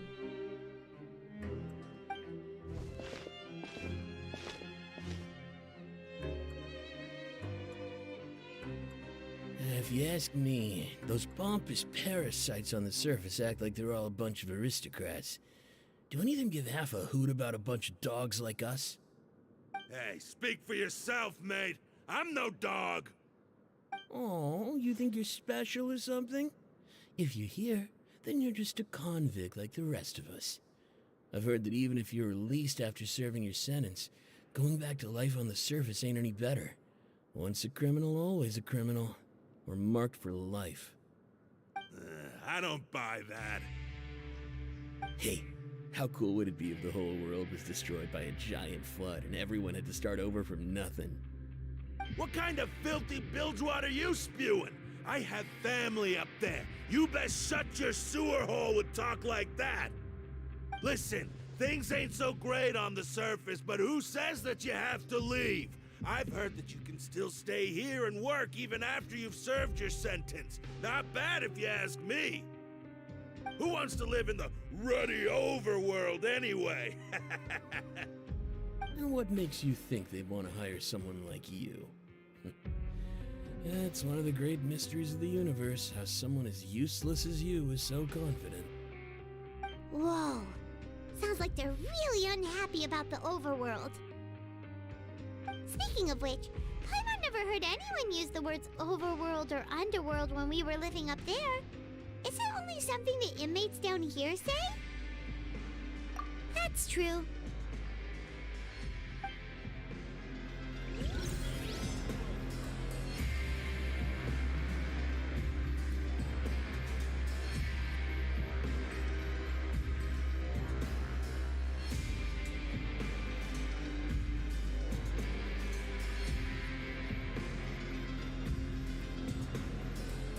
This scenery is wonderful.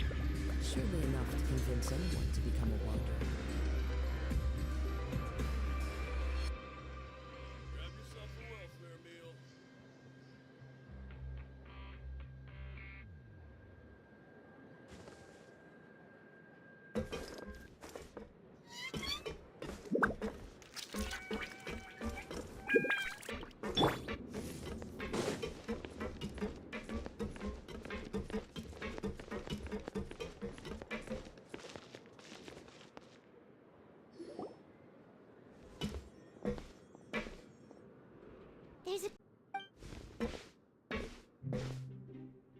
So I said, that's not a faucet.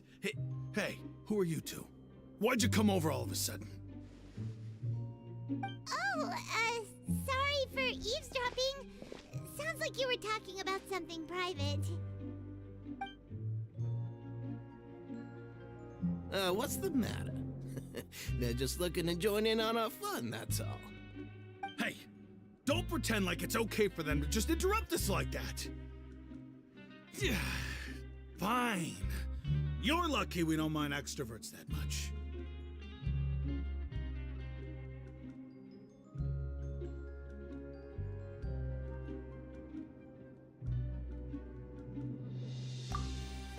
You hear that, Quisto? What nice!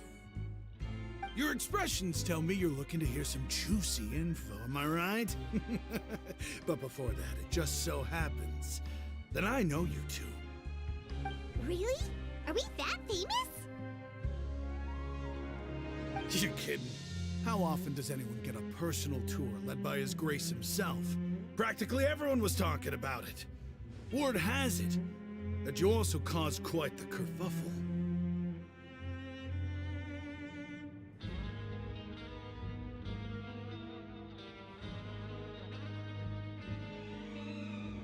A little mistake, huh? I like the way you put it. You see, people with a good attitude can join our group anytime, unlike some of the others here. Your group? I'm Quisto, and this is Lavaroon. People usually call us the Bombshell Bros, but don't worry, we're not playing with bombs or anything. It's just that our information is always so explosive, and we blow minds on the regular. So, you two really like to gossip? Whew, you sure know how to embellish. No, you don't get it. Knowing intelligence will make things better for you here. For example, knowing who's working with whom, who has the latest rumors, who's not getting along. Wouldn't you like to know all that?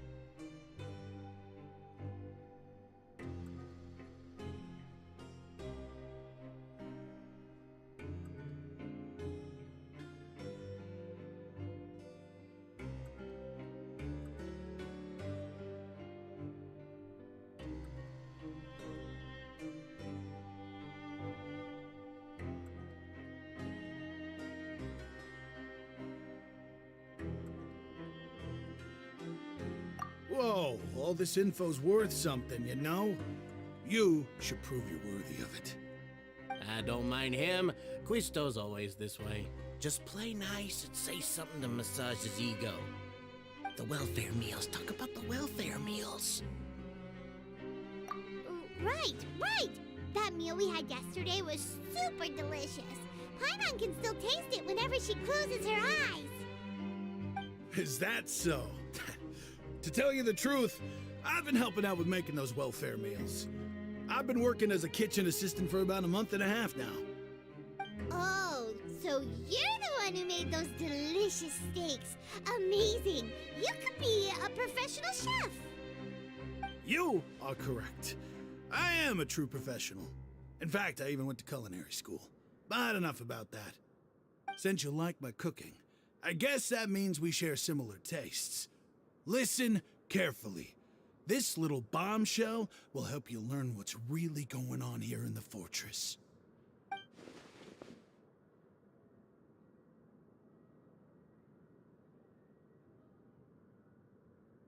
Listen, kids.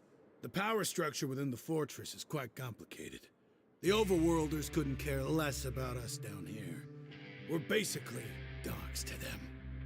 You've already met the one person here you should never cross, the Duke, Wriothesley. He knows more than you think. And if he doesn't care about something, then he often doesn't bother dealing with it. those who have the Duke's attention get all kinds of special perks, even better treatment in the infirmary.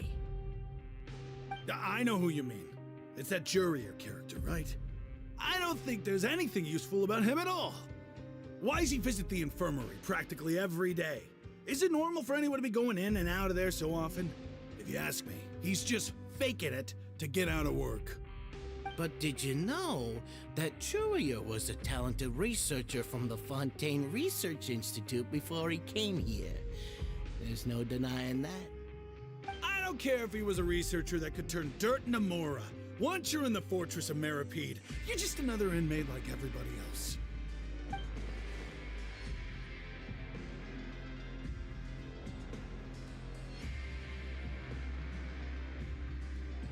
Speaking of which, the last time I saw him, he was passing by in the corridor with Lorvine. I also heard they started arguing in the library and got into a fight, right?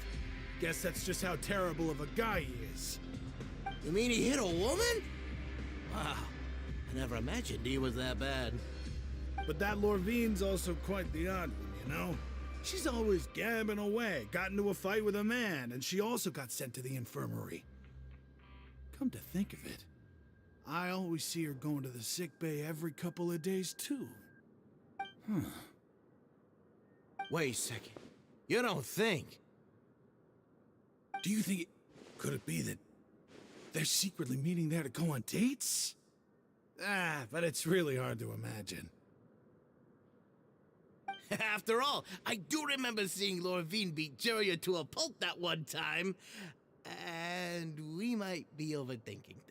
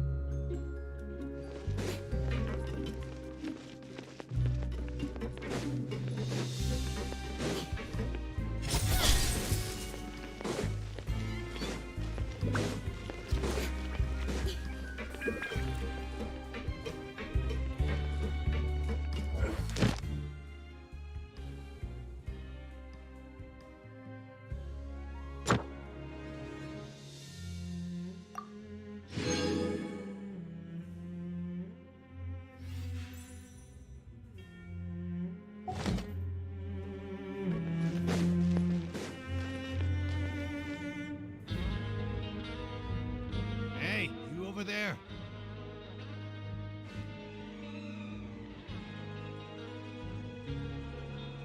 Yeah, you. Say, you like playing card games? You know, like Genius Invocation TCG?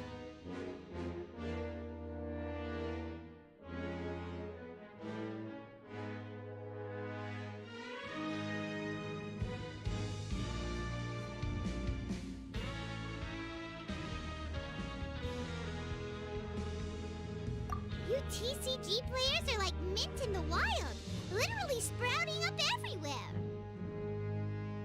Hey, come on now. What's wrong with finding fellow Invocation aficionados? All right. No pressure.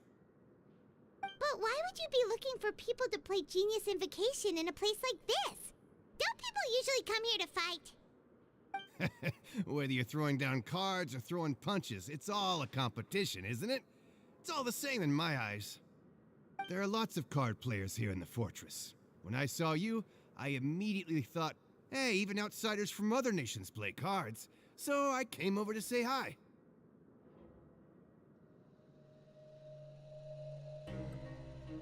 Sure. Great! Since you've been here longer than us, you need to flex your seniority a little bit, right? Maybe you could start by telling us newcomers some stories about this place. I thought you would have already heard everything by now. All right, then. Did you have anything specific in mind? Or do you want me to just pick a topic? one you pick. We'll let you know if we've heard it already. All right. Have you heard any strange rumors since you've arrived? Then, did you know that there are some people who are always gossiping over in the corner?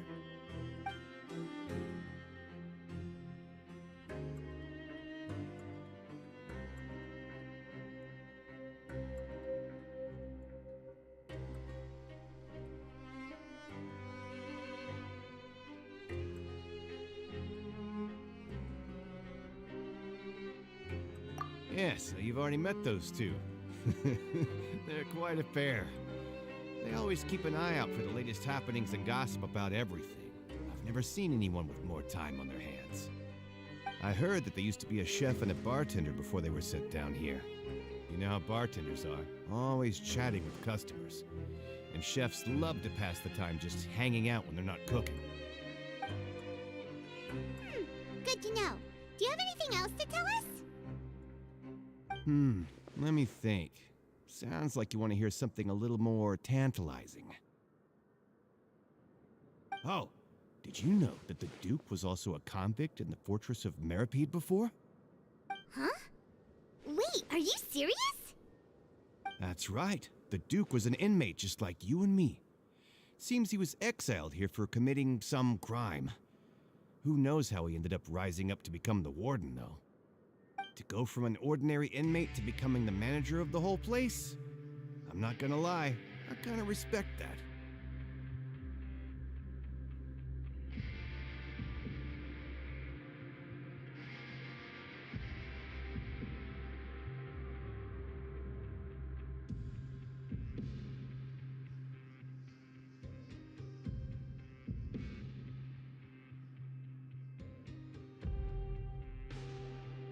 A forbidden zone?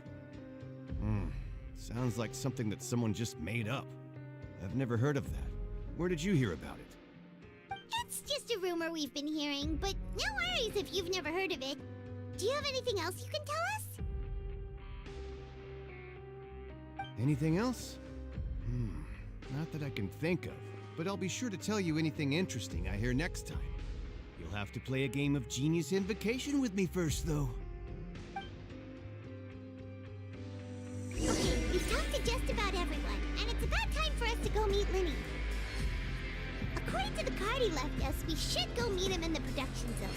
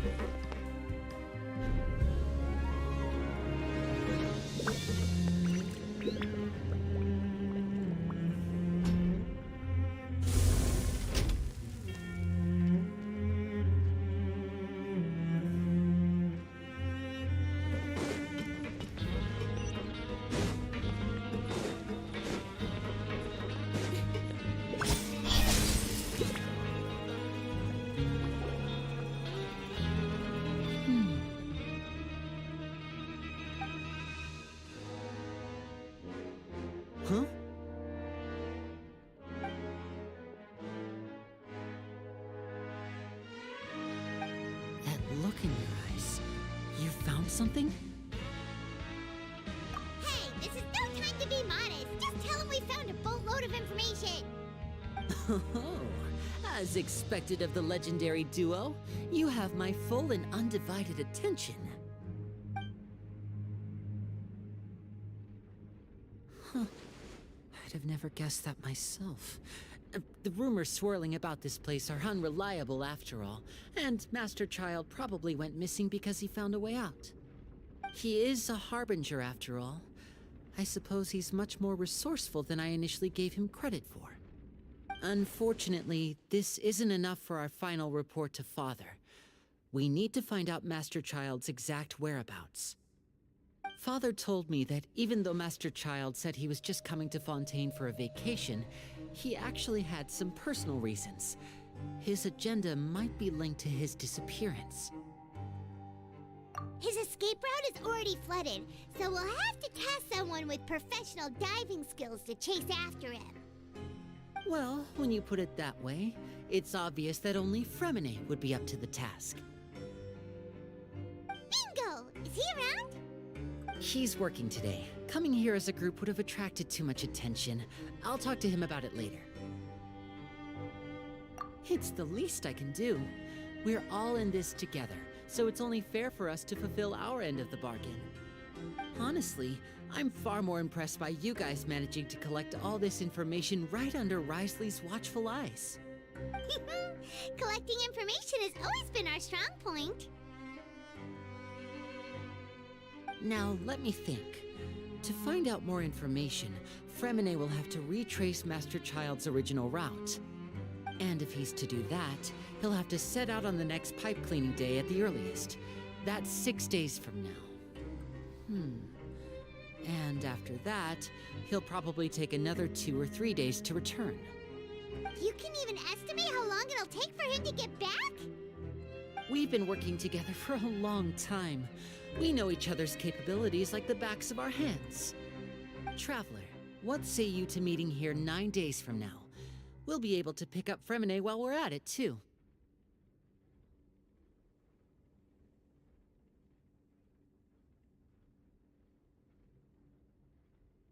Oh, and there's just one last thing we'd like your help with.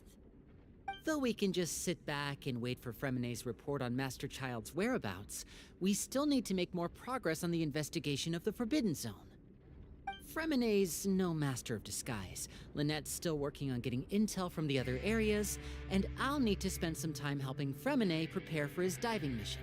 So, you are the only ones we can count on. What do you want us to do? Will it be hard? Well, I won't call it easy per se, but I think you'll be able to pull it off. Listen carefully. You'll need to find an excuse to get into the infirmary and investigate the room and environs. You've mentioned several sketchy-looking people always meeting at the infirmary earlier, so it probably has something to do with the secret we're hoping to uncover. You've already met the head nurse, so she'll be less suspicious of you. Investigate the internal structure of the infirmary and any active dealings within, and pass those on to me alongside anything else you're able to discover. But also, there's no need to take risks. Don't forget, safety always comes first.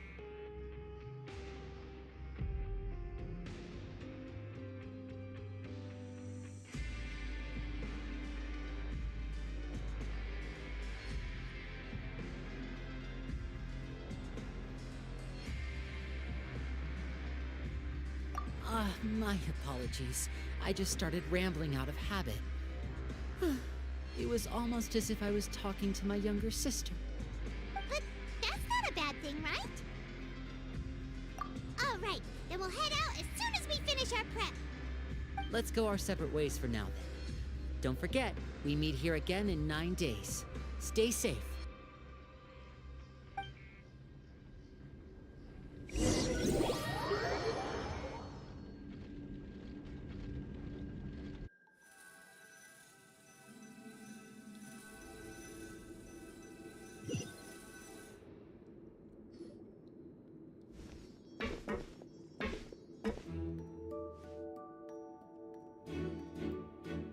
Hey, stay here for now. Paimon will take a peek.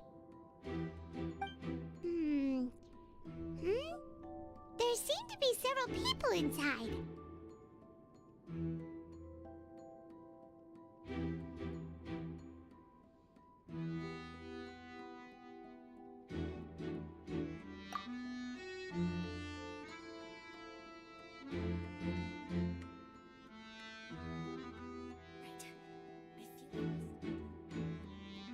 It's not impossible.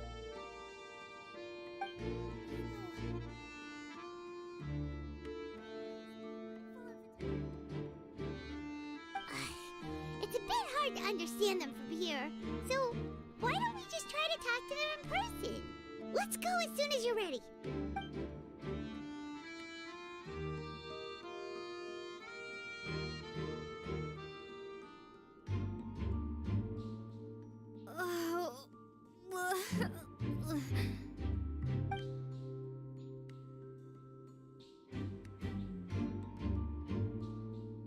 Someone, please help! She's sick!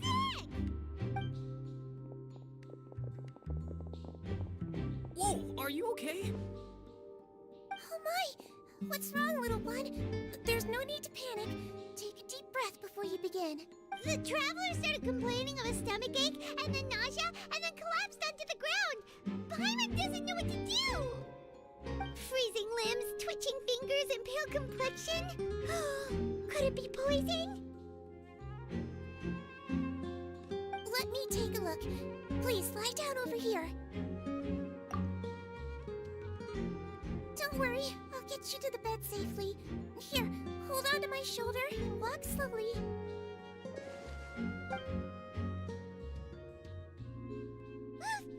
You can do it, traveler! Don't apologize. You're sick after all.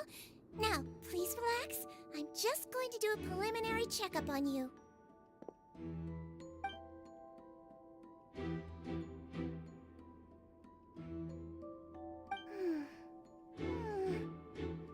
I see now. My checkup has confirmed that she's not in any mortal danger. That's our worst fear out of the way. Eh? Oh, that's good.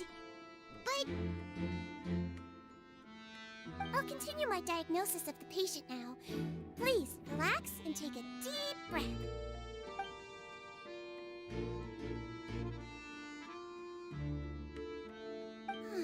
Don't sense serious damage to your organs either. Does it hurt when I press here? And here? Huh? But based on my initial checkup, there shouldn't be a problem here. How strange.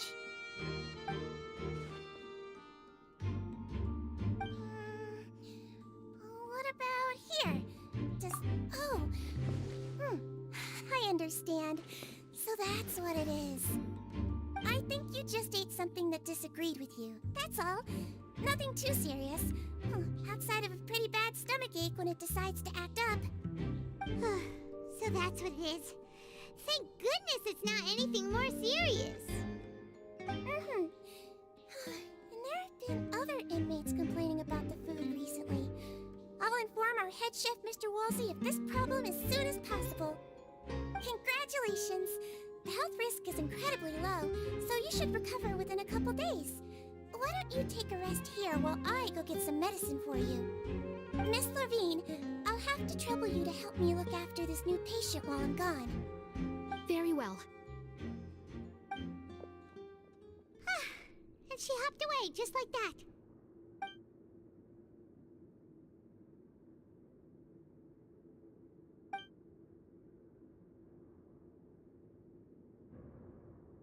Hello. So how are you feeling now?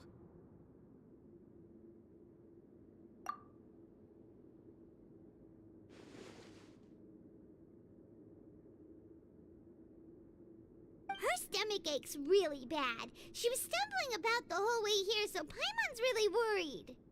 If Miss Sijuin says it's not a serious problem, then there's no need to worry.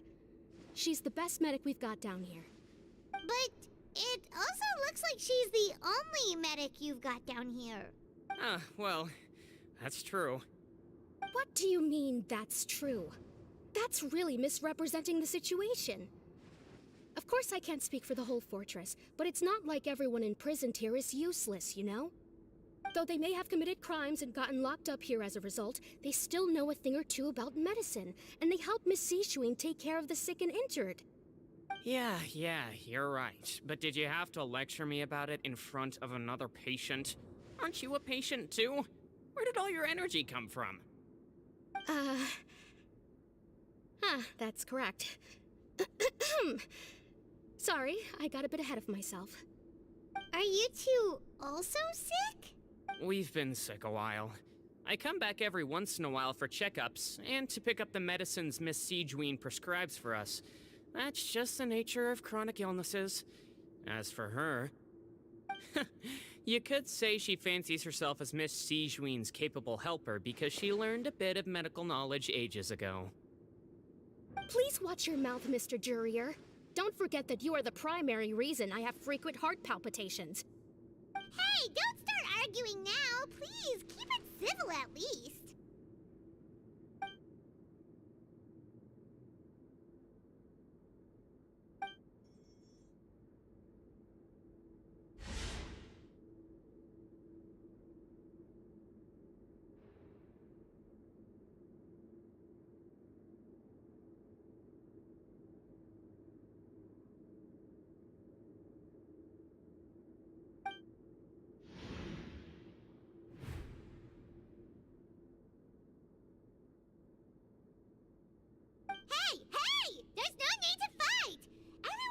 Released someday, so there's no need to argue over silly things like this.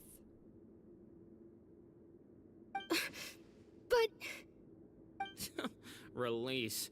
It's way too early for us to even think about that. And who the heck knows if we'd even be able to continue our previous lives?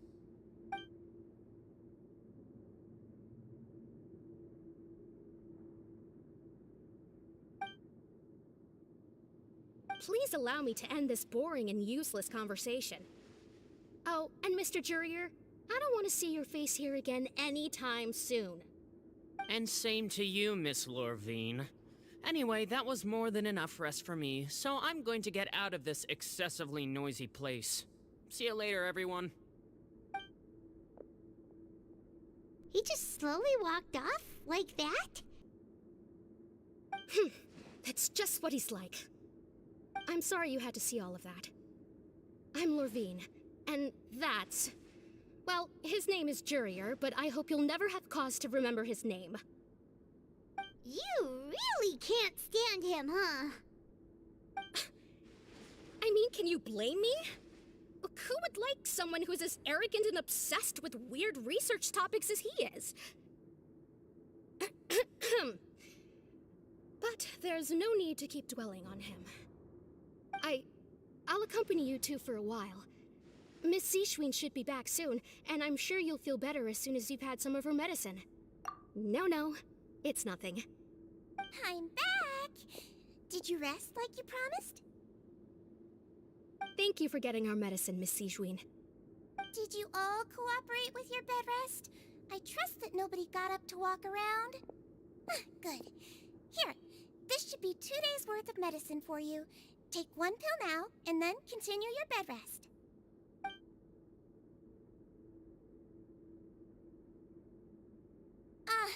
Miss Lorvine, I left in a bit of a hurry just now.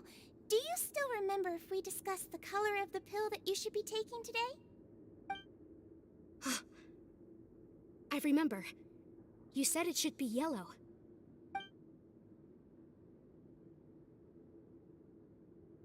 Yellow, huh? I understand. These are yours. Please, make sure to go to bed early after taking them tonight. You'll benefit from a good night's sleep. All right, then I'll also be on my way now. I hope you feel better soon, too. See ya! I'm going to fill out your medical record now. You're widely known as the Traveler, right? I just want to double-check a few details, if that's all right with you. Those two made quite the commotion just now, so why don't we let the Traveler rest? Paimon can answer the questions instead. So her primary symptoms are abdominal pain, with secondary symptoms of nausea. Is there anything else? That's it. Alright then. Is there anything we should know besides to take the meds? No, her base constitution is quite good, so I'm sure she'll recover quite quickly after taking the medicine. Please, make sure to stick to bland or less stimulating foods, and don't stay up too late at night. Got it. Paimon will hold the traveler to that for sure.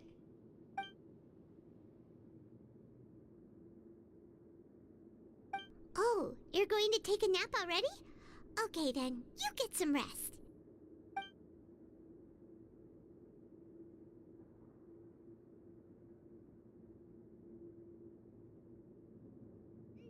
We've been to lots of places together.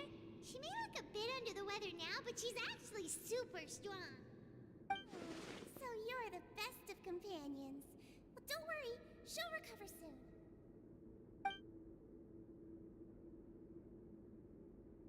Ah, you're awake. How do you feel? You slept for a really long time, but we never left.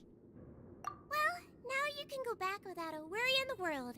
Remember to take your meds regularly, and remember bland foods. Thank you, Miss Sijuin.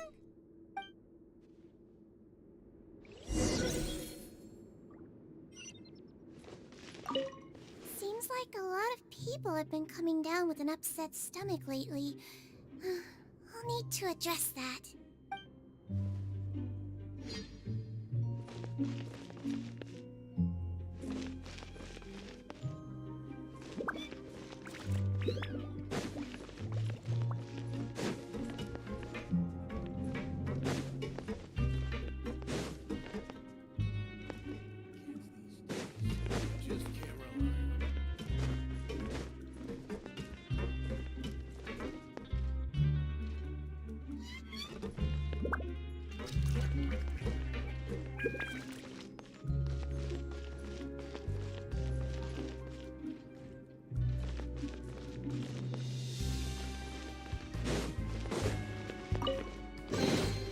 That's everything.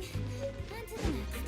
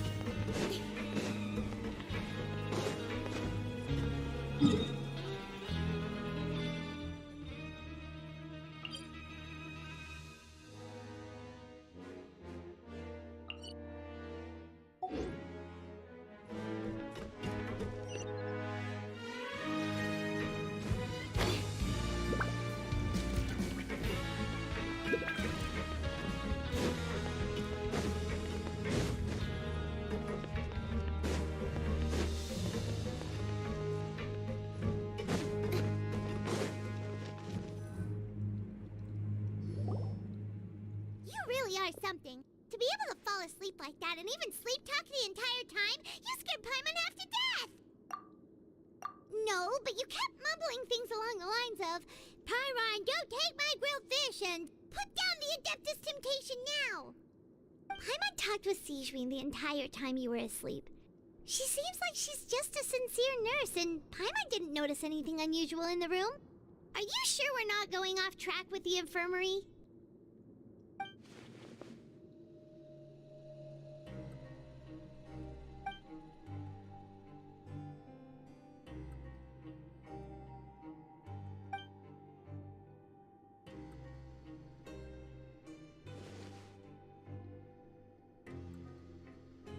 Whoa!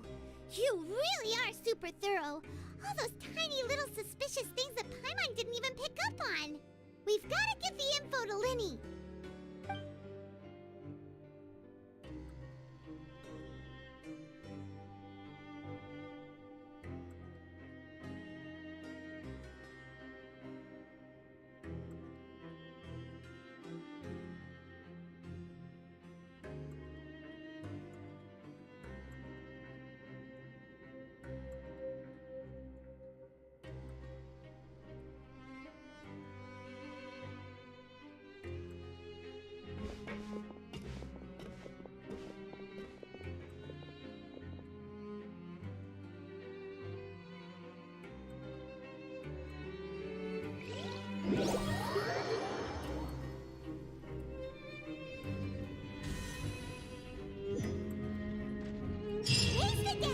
Let's go meet up with Vinny.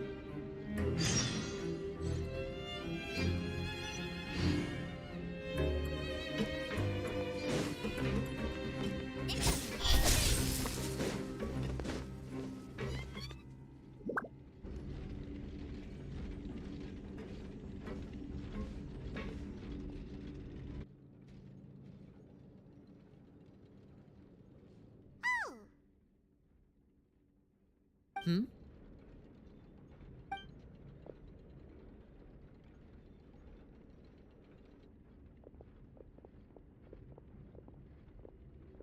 Did you two run into any trouble over the past few days? No, we just worked our shifts according to the schedule. Nothing weird happened. That's good. That means you didn't raise any suspicions when you infiltrated the infirmary. We've taken a look at the slip you've sent.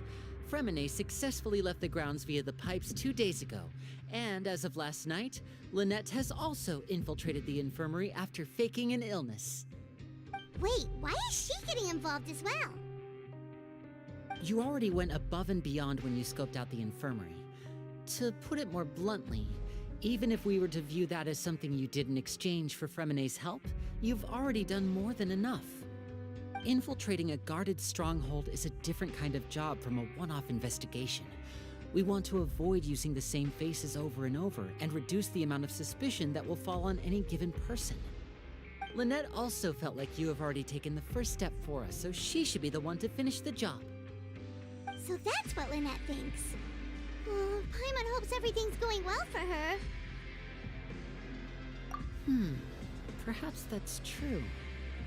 You're both very good people, and we've come to appreciate that more than anyone else. Unfortunately, there's still one thing that could get between us, lest you've forgotten. The matter of our respective loyalties.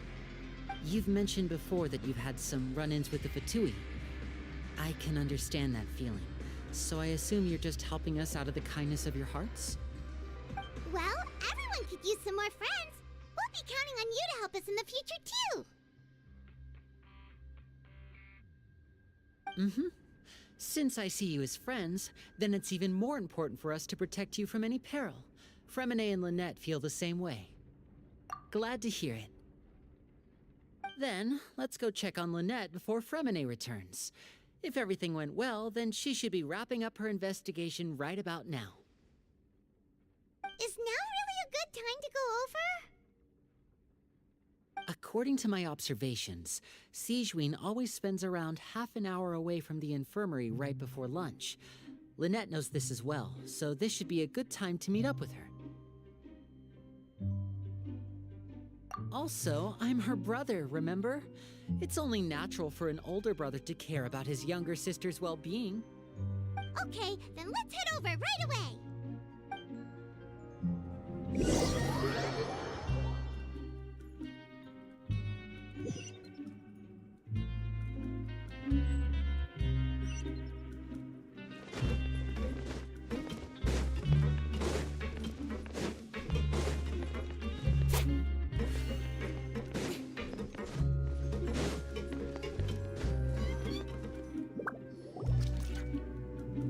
Lynette should be here right now.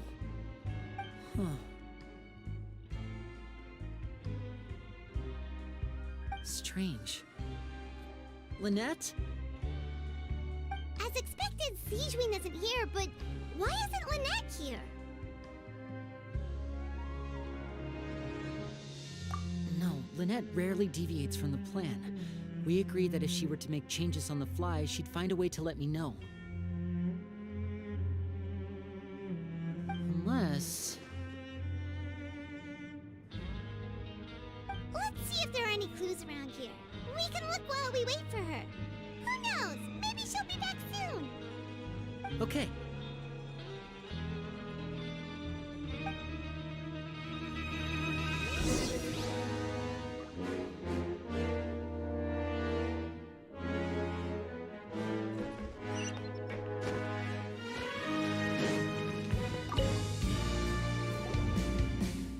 There are some books here and a few files. They all look like medical records. Advanced nursing, How to Raise the Spirit of Your Patients, A Quick Guide to the Psychology of Emotions, and The Meaning of Laughter. These sure are some interesting books. Who knew Sijuin would be interested in these kinds of things? She even has books on understanding people's motivations and feelings. Is it because she's a Melusine? Or does she have a need to understand her patient's emotional state? Seems quite normal to me. These are skills that would come in handy for a nurse from time to time. This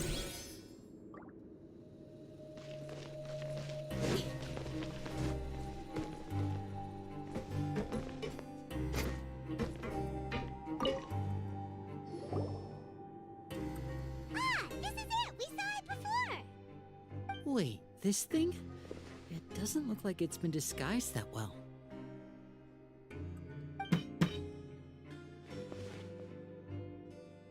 The space behind it is empty.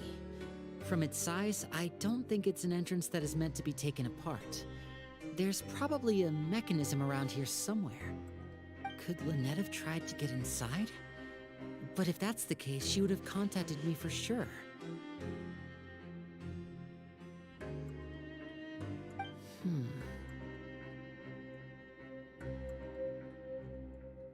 Let's look around here for some more clues. Don't panic, just take another look.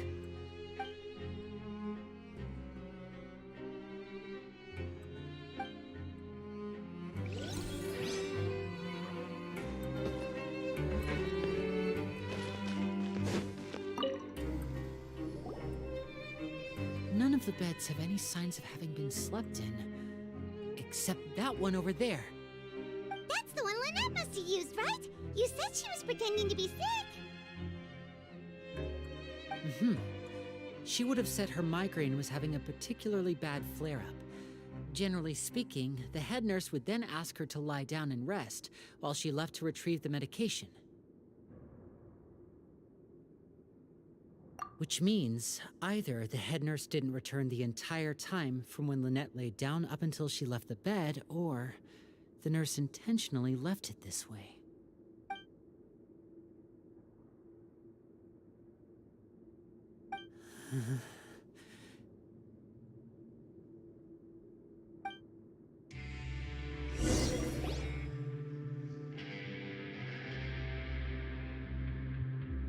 Hey, you guys, there's a slip of paper over here. A slip of paper?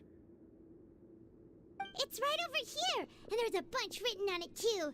It reads, "Out of respect for your usual practices, I'll use a piece of paper or card as the medium to pass on my message. You may consider this as me giving you my best regards." This is... Is that all? The back. This is... Show me! Now! That look on your face. Paimon's reading it now. Would you care to guess where Miss Lynette of the Fatui could be right now? No. Could she have... Is she already... Wriothesley. Did he deliberately leave the infirmary unguarded to use it as bait? Wait, you mean he was aware of our goals from the very beginning? But why? We didn't run into any trouble last time, and he also never reached out to us since. Yes, that is a crucial question. Wriothesley, he doesn't do anything without a clear goal or reason. So this means he had no concerns about your activities from the very beginning. You're not from the same camp as us. You were sent down here by Nervulet, so you have no conflict of interest with Wriothesley. We're a completely different story, though.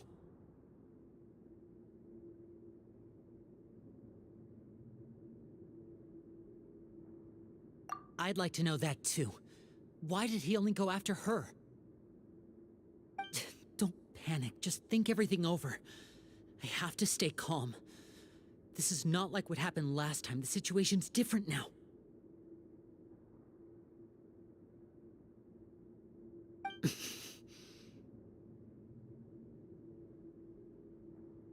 Wait, you're right. Wait, but that means...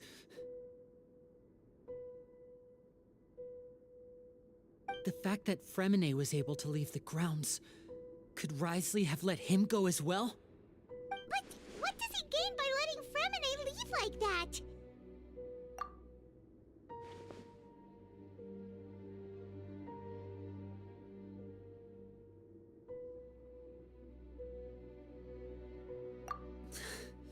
So he's challenging me and trying to provoke me, I'm sure of it. We never should have sent out Fremine. We had to go through all that trouble to find an opening to sneak him around the guards and into the pipe, and we even thought luck was on our side. If Wriothesley let him leave on purpose, then he's probably in a terrible spot now as well. Lenny's getting more and more panicked. We have to calm him down. Don't be like this, Lenny. Fremine wouldn't have left if we hadn't told you about Child. That was our fault. No. I'm the leader of this operation, and I'm the one responsible for this team.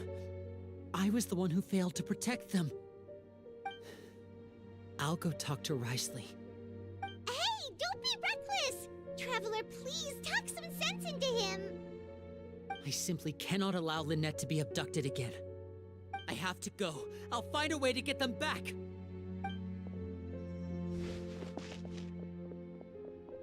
He's rushed out the door! After him!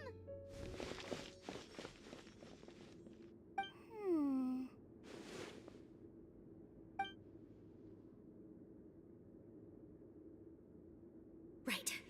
I feel like we still have some room to make changes on these details. It's not impossible, but it'll require extensive testing. Is that so? Very well. Then please be mindful of the time. Huh? Is someone? Pack everything up. Whoever's outside is eavesdropping. They'll probably come in once we stop talking. Someone! Please help! She's sick! Whoa, are you okay? These two. As expected, they've already found this place. Oh, they are quite sharp. What a delightful turn of events. I like smart people, but I also like playing dumb. I like the feeling of being trusted. Oh my! What's wrong, little one? There's no need to panic. Take a deep breath before you begin. Being able to read human expressions is quite the useful skill. Wait! It's no use. We have to catch up to him.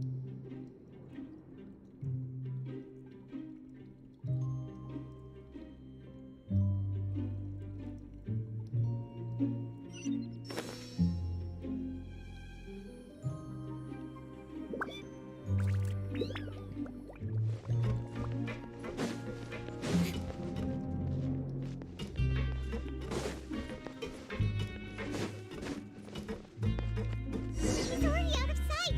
How is he so fast?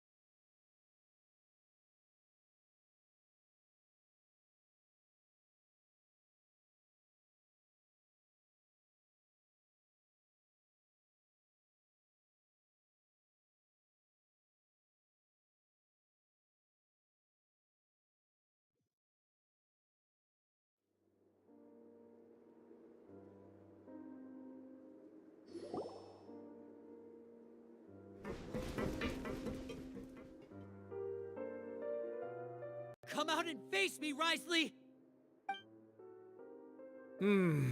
Aren't we at an administrative office space? Why don't you at least try to follow even a couple rules from the fortress's indoor management regulations? What did you do to my sister? I ran into the young miss at the infirmary. I'd heard that she was suffering from quite the migraine, so I decided to invite her over for a cup of tea. I do have some teas in my collection that can work wonders against such an illness. Stop joking around! Where did you take my siblings? I have also heard that your performances are quite the spectacle.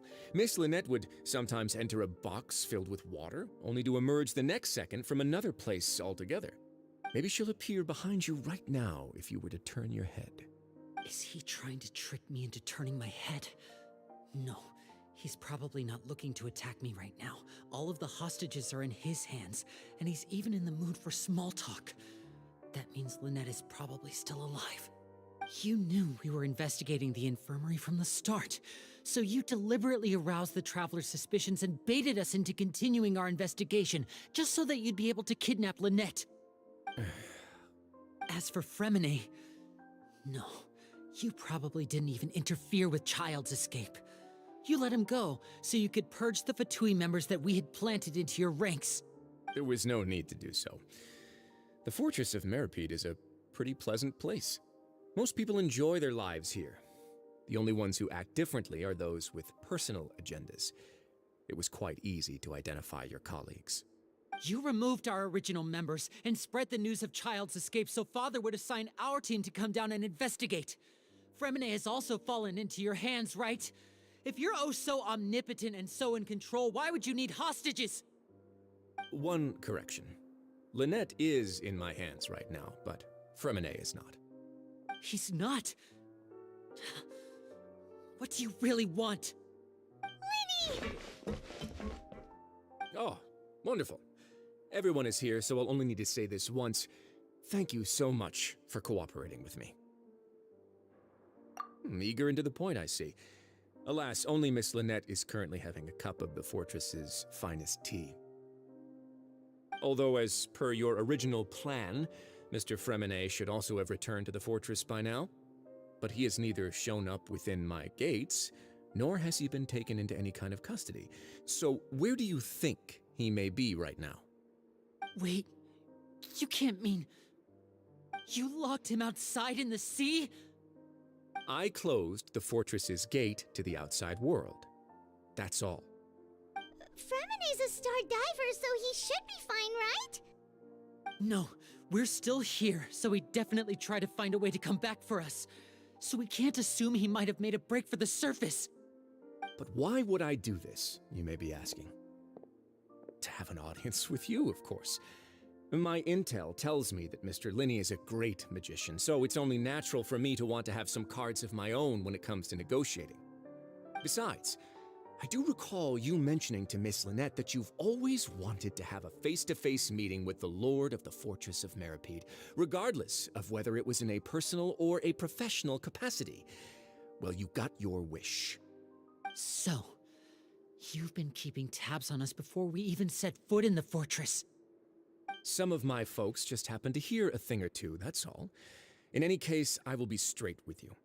I was willing to play dumb and turn a blind eye, so we had a pleasant few days playing games together here. But once you started focusing on the Forbidden Zone, all of that changed. Mr. Linney, the cards are stacked against you right now. Miss Lynette is in my hands, and Mr. Fremine is still slowly being pickled out there in the brine. You know just as well as I that he cannot last out there forever. You need do but one thing to guarantee their safety. I would like you to contact your superior, and ideally invite her over for a cup of tea with me. You want to see Father? But why should she bother giving you an audience? Well, if she cares for the well-being of her dearest children, she should have plenty of motivation to join me for a parents' evening. I've heard that the bonds between the members of the House of the Hearth are like the bonds of family. I don't see why she would refuse. Why did you think Father sent us to handle the Fortress of Meripede? This place is basically a no-man's land. It wouldn't be fitting for anyone as important as a harbinger like Father to come here in person. Oh, I see. So it's because she doesn't care for my place here. That's such a shame. After all, I've amassed quite the tea collection. I was looking forward to sharing it with her. Both Monsieur Neuvillette and Lady Farina have already received many samples as gifts.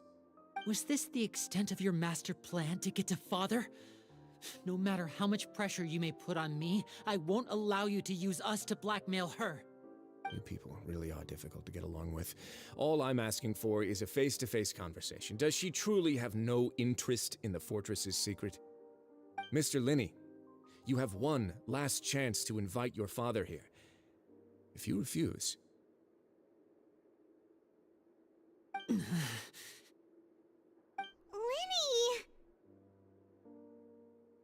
Instead of asking why I'm doing this, why don't you try to see things from my perspective for a second? From the very beginning, the Fatui has been actively infiltrating my fortress. I gave you a warning by cutting off the first few operatives I found, but that only caused you to double down. Had you given up on the fortress then and there, I'd have no reason to want to talk. Mr. Fremenet left the fortress on his own, and Miss Lynette tried to pry out my secrets right in front of me.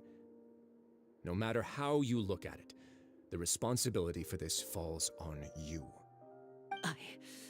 I shouldn't ask Father to do anything because of us. 6, 5... Wait, 2, 1. Time's up.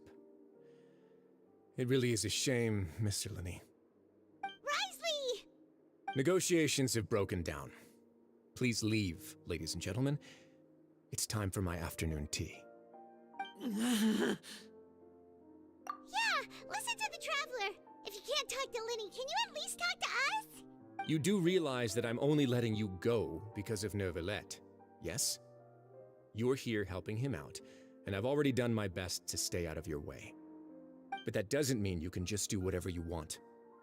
The fortress may be small and remote, but it still has its own set of laws. Then how about this? Those who are capable deserve respect. You've spent quite some time investigating my home turf by now, so why don't you tell me a thing or two about what you found, I'll ask you 3 questions. Answer all of them correctly, and I'll agree to your request. Question 1.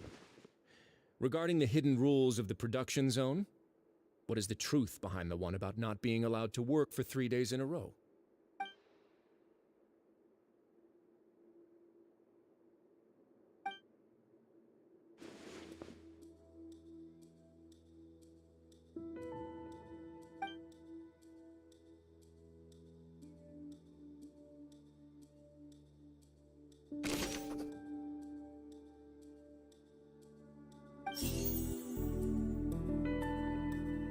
I've been told that the infirmary is always empty for the half hour just before lunch. But what could Sijuin be doing during that time? The Fonta promoter has been struggling because we often see Miss Sijuin observing the... Fonta's internal reports suggest that they're starting a new trial. The research note said that the Melusine race perceived... According to Collins, the Pancration tournament only took place because the Fonta company sponsored it. The company must want a return on their investment as well. The research note said that the Melusine race perceives the world very differently from humans. Fonta's internal reports suggest that they're starting a new trial of an unnamed and unpackaged... The Fonta promoter has been struggling because he doesn't recognize the real value of coupons. Meanwhile, the Duke believes that only idiots who don't understand the value of coupons would spend them on Fonta. I've been told that the infirmary is always empty for the half hour just before lunch.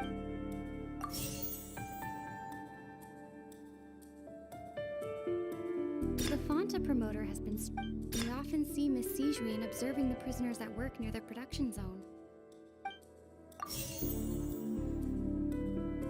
Fonta's internal reports suggest that the research note said that the Melusine race...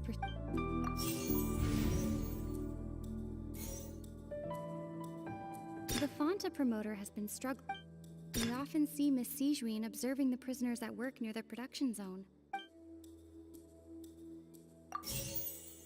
Fonta's Fanta's internal reports suggest that they're starting a new... According to Collins, the Pancration... The Fanta promoter has been struggling I've been told that the infirmary is always... So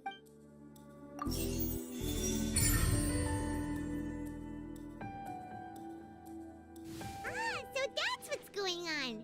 Paimon understands it now. Who would have guessed? The hidden rule of the production zone. People are not supposed to work 3 days in a row, and if they do, they'll get strange meat in their welfare meal. At first, we thought this strange meat must have something to do with the people who disappeared, but in reality, they were all prepared by Sijween, the head nurse. She often visits the production zone to observe the workers' health and makes a note of anyone who has worn themselves out after 3 full days of work. Out of her sense of duty as the head nurse, as well as her genuine concern for the workers' health, Sijween visits the cafeteria right before lunch and cooks an extra dish for those who can use the stamina boost. Sijween has only the best intentions with her surprise gift and doesn't want anyone to find out about what she does.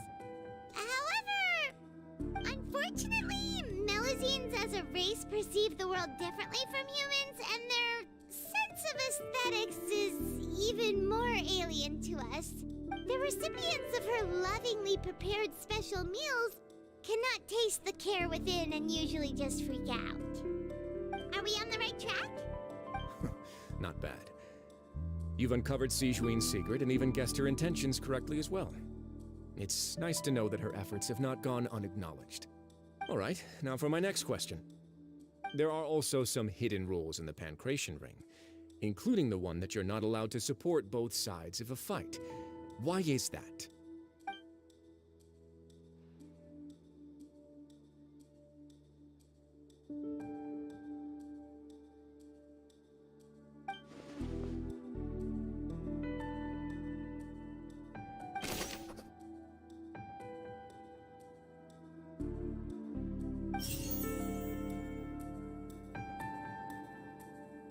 Told that the infirmary is always empty for...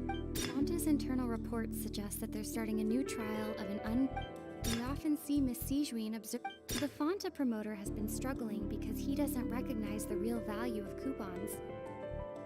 The research note said that the Melusine race perceives the world very differently from humans. According to Collins, the Pancration tournament only took place because the Fanta company sponsored it. The company must want a return on their... The Fanta promoter has been struggling. We often see Miss Sijween observe... The research note said that the Melusine race... I've been told that the infirmary is always... Fanta's internal reports suggest that they're starting a new trial of an unnamed and unpacked... We often see Miss Sijween observing the prisoners at... The Fanta promoter has been struggling because he does... Fanta's internal reports...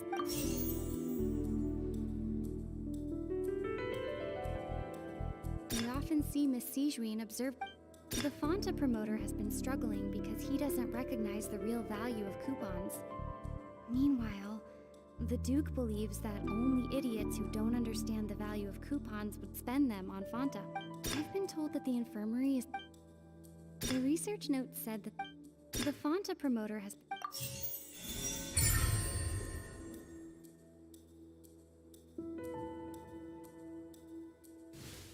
Paimon gets this rule too now, so there really was nothing to be afraid of. That hidden rule of the Pancration Ring is about how, people are not supposed to bet on both boxers at the same time. And if they do, they'll receive a package containing a strange, blood-colored liquid. People get scared when they see it because they've subconsciously begun to associate it with the missing boxer. But really, it's just a bottle of the latest yet-to-be-named and packaged new Fanta trial product. A blood-red drink. It's no wonder even Fanta's own staff were questioning the company's decision-making. The company, facing backlash from its own staff, decided to try to trial the product on a smaller scale to see how it might be received by customers. They came to the fortress of Meropide, and offered to sponsor the Pancration tournament so they could push their new product. But the Duke completely refused to even entertain the idea. The Duke, knowing how valuable coupons are in the fortress, knew that only total idiots who didn't understand their true value would bother buying a Fanta product here. And so, only those who proved their stupidity by being dumb enough to bet on two opposing sides of the same match were selected to receive the drinks. I acknowledge the effort you've put into bringing the truth of this mystery to light. Although, based on your description, that Fanta promoter is a bit too careless with his words, I may just reconsider my collaboration with the company. All right, and here's the final question. What's the secret behind our head nurse and all of her patients in the infirmary? Stop your cruel and pointless games, Risley! You know that we haven't finished our investigation, so there's no way we can answer the last question! The thought of sparing Lynette and Fremine never even crossed your mind! You'll pay for this! Ah! Winnie, are you Oh, close one. I owe you, Sigewinne. That was a fantastic shot. It was nothing, Your Grace. Sigewinne? Though this gun may look like a toy, it's actually fully functional, as I just demonstrated. Sigewinne... You... Not at all. I am merely a resident of the fortress, and thus protecting it is my duty. When Monsieur Neuvillette asked me to come here, he told me that my job would be to take care of the well-being of everyone here. I am merely discharging my duties. But if you mean what you just said, then isn't Lyney someone you should be looking after as well? Isn't he a resident here just like the But I really am just doing what Monsieur Neuvillette told me to do. Everything I did, I've done to protect them. Had I not, they would be in far more dire straits right now. His Grace knows it too, right? Your Grace? Mind proving my innocence to them? My dear Sigewinne, whatever shall I do with you? Would it have killed you to just wait another minute or two? Well, it's nearly time after all. The way you do things can be truly frustrating sometimes, Your Grace. I figured I should try to talk some sense into you. What are you talking about? What time? Take me if you want. But let them go. How touching. Can you just give me one more minute? Don't be like that, Your Grace. All right, everyone, calm down. 2 more visitors will be arriving any time now. I'll go get a cup of tea. Miss Sigewinne, I leave Miss Lynette in your care. You... What are you doing? I believe I hear footsteps.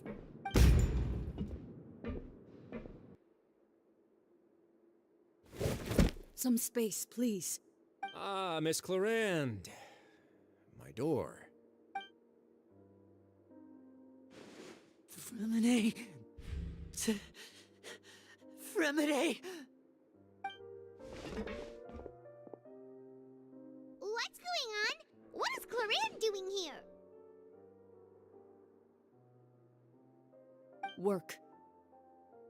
I'm sorry about shooting you, Mr. Lyney. The tranquilizing effect will begin to wear off soon. Please take it easy in the meantime, though. What happened to Fremine? Wasn't he diving just outside of the fortress? Why is he looking like this?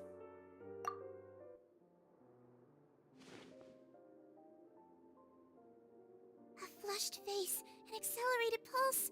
He must have consumed primordial seawater. What did you say? Please, make some space. I'll need to give Mr. Fremine a more thorough checkup. Your Grace, I'll leave the rest to you. I'll talk to Clorinde while you get Fremine to where he needs to be. Everything else can wait.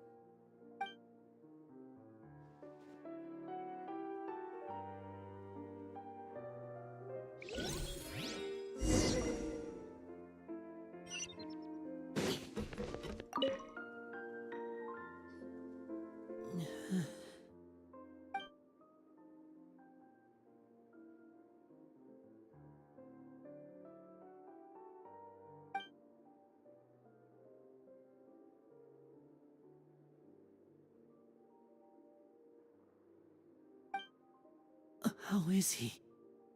These symptoms are probably caused by an acute ingestion of a large amount of primordial seawater. Still, his condition is not critical.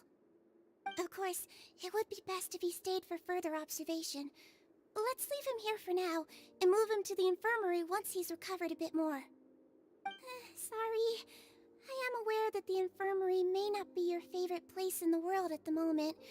We do only have a single clinic in the fortress, however.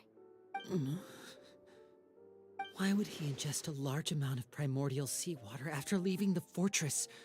How could that possibly happen? Please, look after Mr. Fremine for the moment. I'll go fetch some medicine and a respirator. Oh, I'll bring Miss Lynette back with me. Where is she? How is she right now?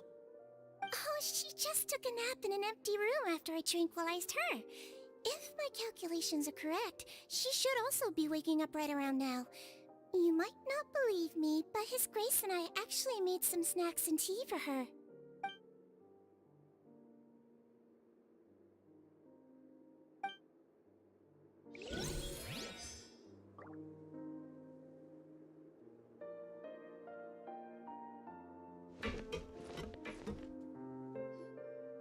What's that look on your face? I thought I made good time on the way back. Oh, I'm just admiring your punctuality. Had you arrived just a few minutes later, Sigewinne may have been forced to shoot Mr. Linny again. How's the situation out there? The water has changed. It's pretty much as expected. The concentration of primordial seawater has increased significantly. I was only out there a short time, so it wasn't too bad. But if one were to stay for any significant amount of time, well, you can see how that boy's doing.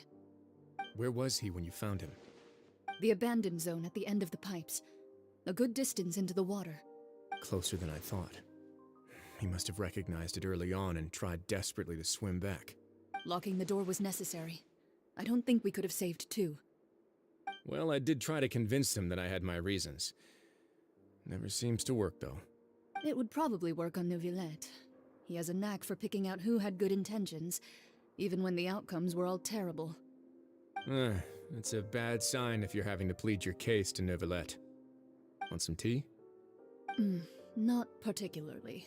If you want to drink some that badly, just say so. Fine, I'd like to get some tea. Want me to get you a cup too, since I've already made it? Might as well then, I suppose. Actually, do you have a towel? I would like to dry my hair.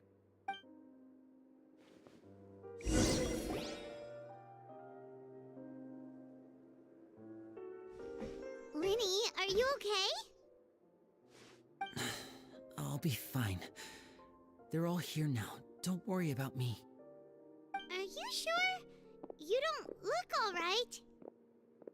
My hands and feet are still a bit weak, but that's probably just the residual effects of the tranquilizer shot. I'm back, everyone. Lenny! Oh, Traveler, Paimon, you're here too. Fremine? Is he... He'll be fine. But for now, please help me lift him up.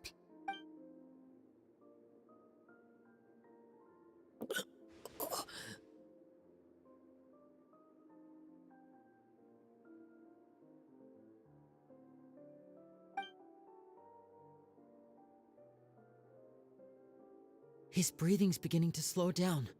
Give me a hand and help me get him to the infirmary. Yeah, I'll take him from this side. Lynette, together? On it. Traveler, you seem pretty worried about him. Want to come with us? The Duke and Clarande are gone. They probably went to get some tea. The Duke will explain the truth in just a bit. Miss Clarande will need a break, since she only just returned from rescuing Fremine out of the sea.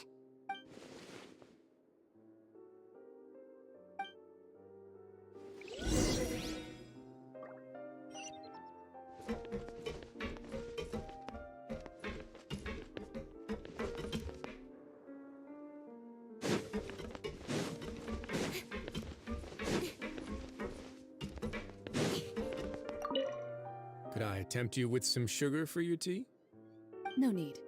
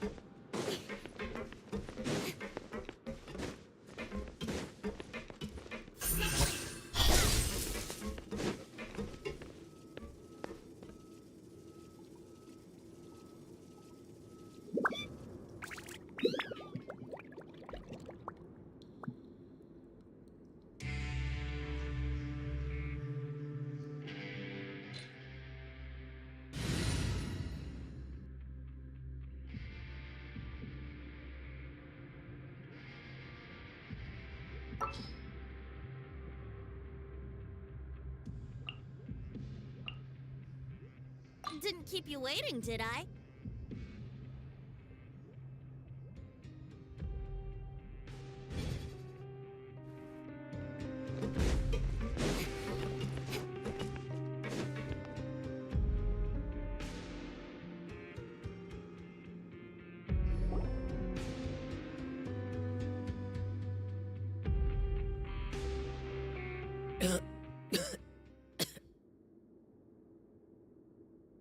He's awake.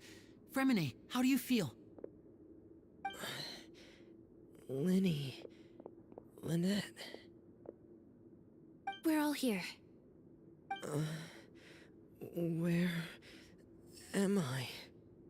The infirmary, at the Fortress of Meripede, Mr. Fremine. And you are no longer in any danger. How do you feel? Don't push yourself if you're not feeling up to it. Traveler... Paimon... It's been so long. The sea! There's something wrong with the seawater. Shh, it's okay. We can talk about it after you've recovered. No, listen to me. This is really serious. There's primordial seawater mixed into the regular seawater. I don't know why it's there, but no one should touch it. Pipes... Right, the pipes. It's all coming back to me now.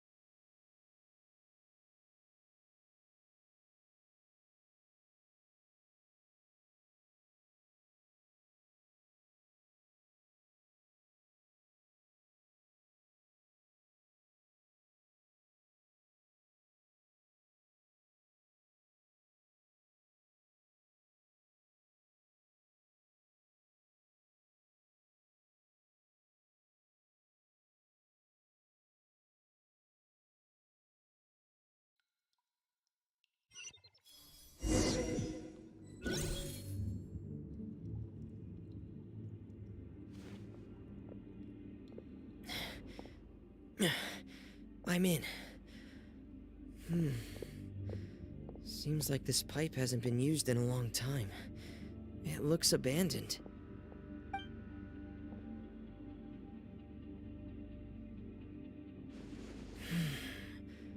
Where could Master Child be?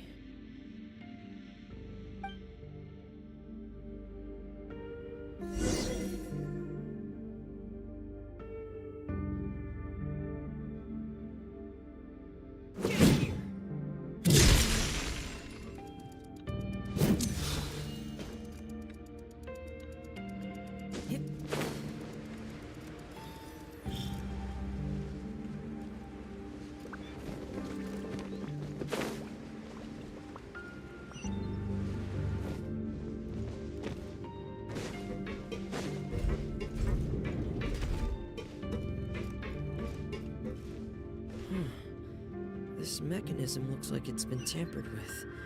Could he have done it?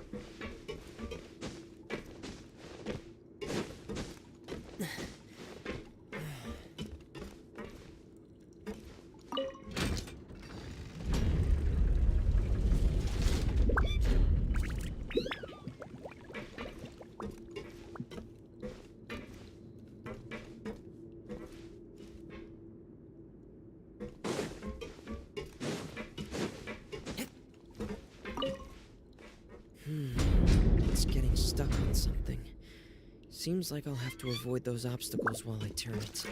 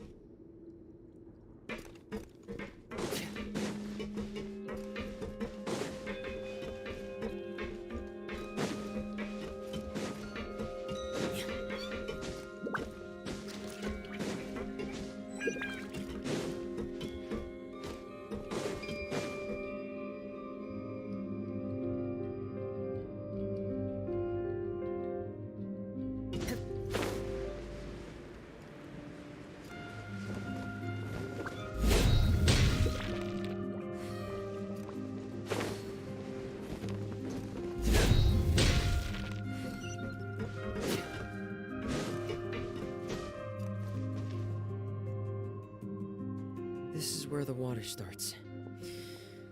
Okay. Master Child probably dived into the water. I'll go take a look as well.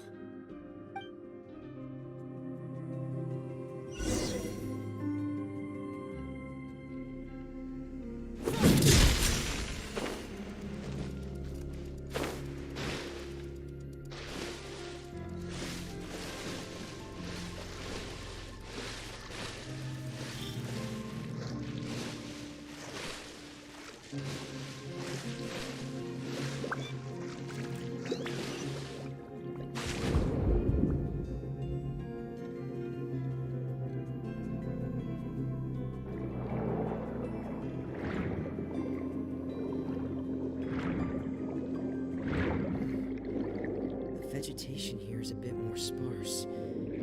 These traces aren't natural. A person must have left them, and recently. There are traces here too. I need to keep going. Huh? The traces are gone. But I don't see where he could have gone from here. Wait. What the?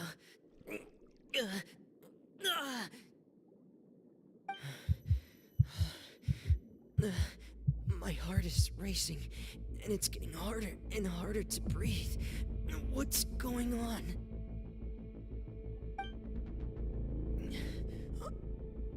No good. I have to get back. They still don't know anything about what's going on. If I turn back right now, I should still be able to make it.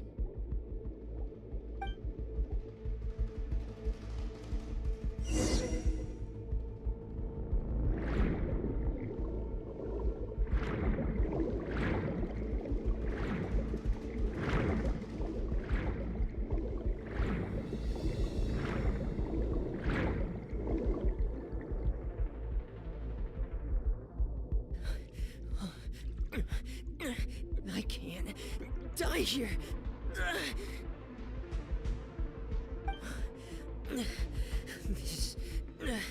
This is bad. I'm feeling worse and worse, and I'm still underwater. I have to push on.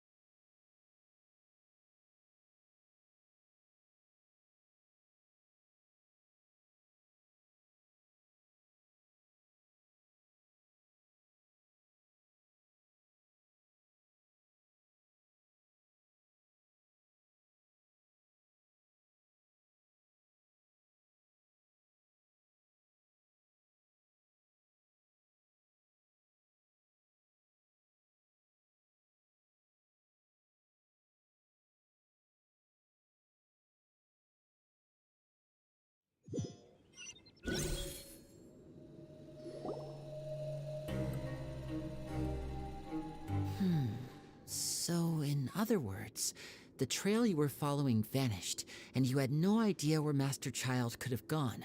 But there was also no obvious place for him to have disappeared to. That's right.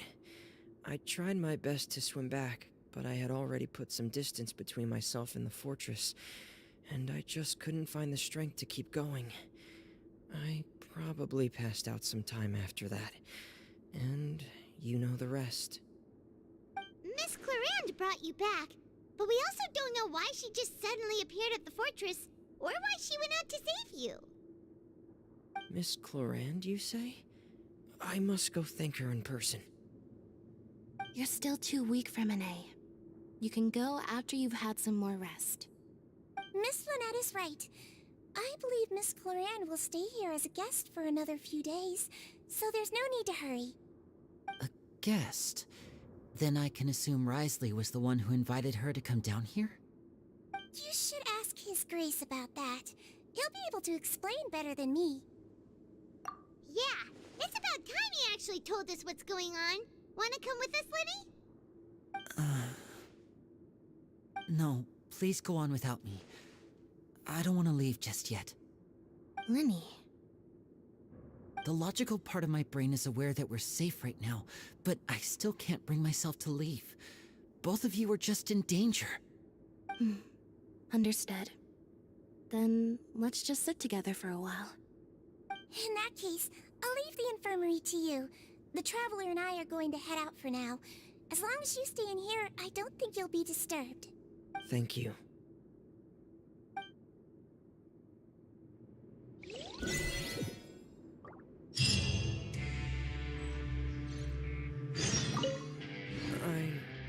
I'm so sorry, Lyney. I'm also really sorry, Lyney. I should have been more careful. Don't say that. It was all my fault. I was the one who should have been more careful. You two were nearly... If I was stronger, maybe I would have already found Master Child. No, how can you say that? Huh? I'm sorry. What I'm hearing is, we all dropped the ball at some point during the mission, so the responsibility falls on all of us. Isn't that right? Yeah, that's right. It's on all of us. Lyney, we understand that you're worried about us, but we're worried about you as well. Please don't blame yourself. We want you to keep your spirits up. Yeah.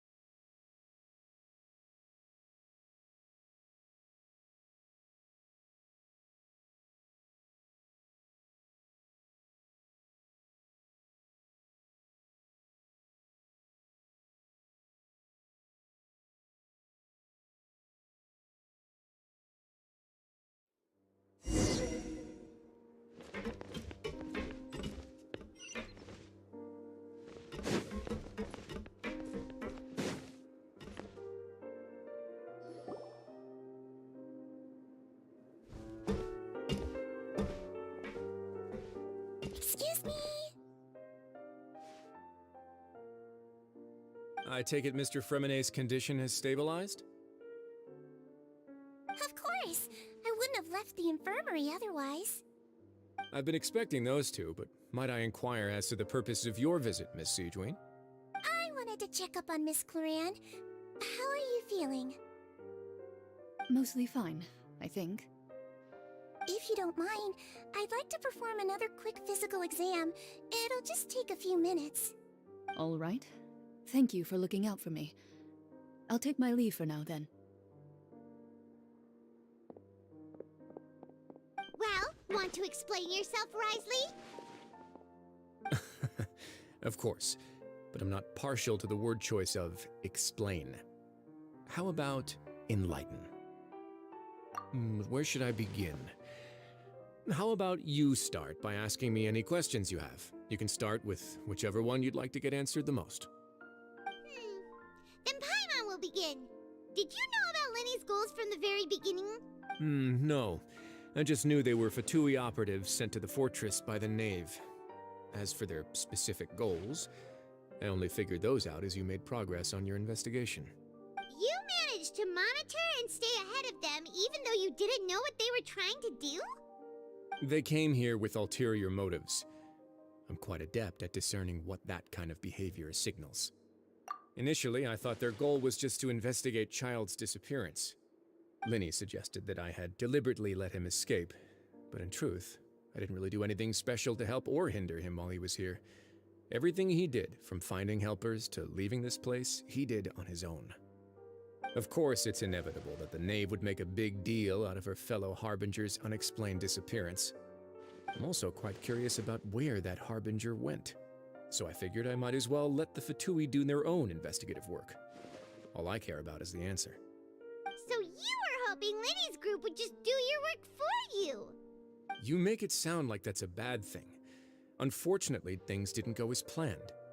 I assume that Fremonet has told you already, the ratio of primordial seawater around the fortress of Meripede is on the rise. The Forbidden Zone has always been Lenny's target, and you got roped into that investigation after running into him. I began to intervene out of concern for your safety, and also to prevent the fortress from becoming entangled in more irksome matters. Are the rumors true? That you're also a former criminal? Why would you put it like that?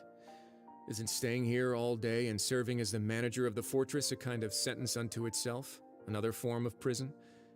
I just happen to have some support from the rest of the inmates, that's all. Oh, right! Paimon wanted to ask, who invited Cloran down here? Me, of course. I paid her good mora to come down to the fortress for some As a champion duelist, Miss Cloran could be considered to be an independent party. I needed to find an exceptionally capable person to help me get through the impending crisis. And saving Fremonet was part of that crisis? You can think of it like that, yes. Credit where credit is due, that boy is quite adept at diving. Had conditions not been as hostile as they were, he probably would have found the missing Harbinger already. That's not something you should be asking after. Neuvillette only asked you to investigate Child's whereabouts. All I need to prove to you is that the Forbidden Zone had nothing to do with the Harbinger's disappearance. That should be clear now that you've spoken to Fremonet. But we've already uncovered that there's something wrong with the infirmary, and we've answered a bunch of questions that you threw at us. Isn't it about time that you answer our last question in return? You make a compelling case. Do you really want to know the answer that badly? Yeah, Paimon really wants to know. Even if the truth may not be pleasant? Follow me.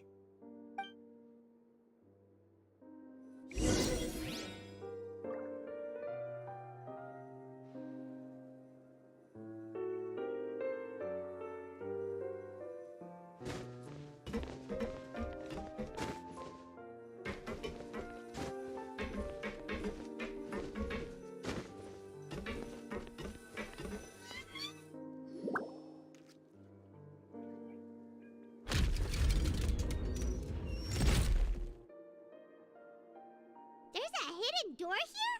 And a whole basement behind it? Huh. You're pretty good at hiding stuff, Risley.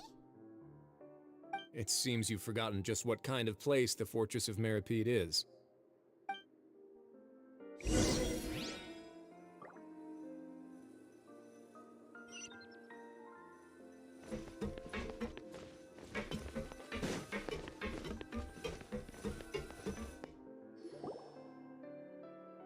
Stand on the central plate. Wait, is there a secret mechanism or... Whoa!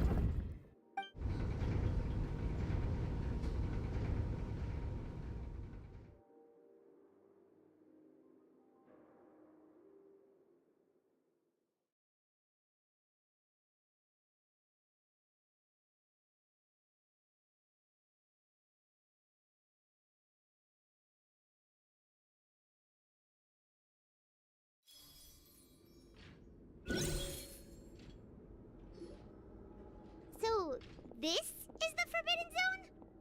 Honestly, for a place so well hidden, Paimon sure doesn't see anything special. What a huge door! There are 3 such isolation gates in total. Generally speaking, I'm the only one who's allowed to go inside. Hence the name Forbidden Zone. Am I correct to assume you're going to run on back and tell your little Fatui friends everything? Well, Paimon wasn't thinking of keeping anything from them. Well, I'd advise you wait until you've seen the whole truth of this place for yourself before deciding whether or not to tell them.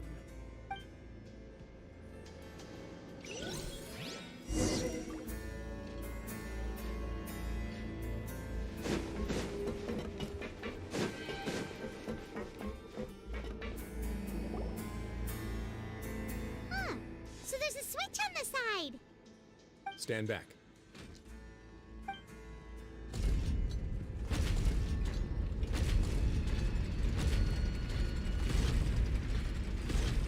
Whoa! They all just went up one by one. Go on, have a look.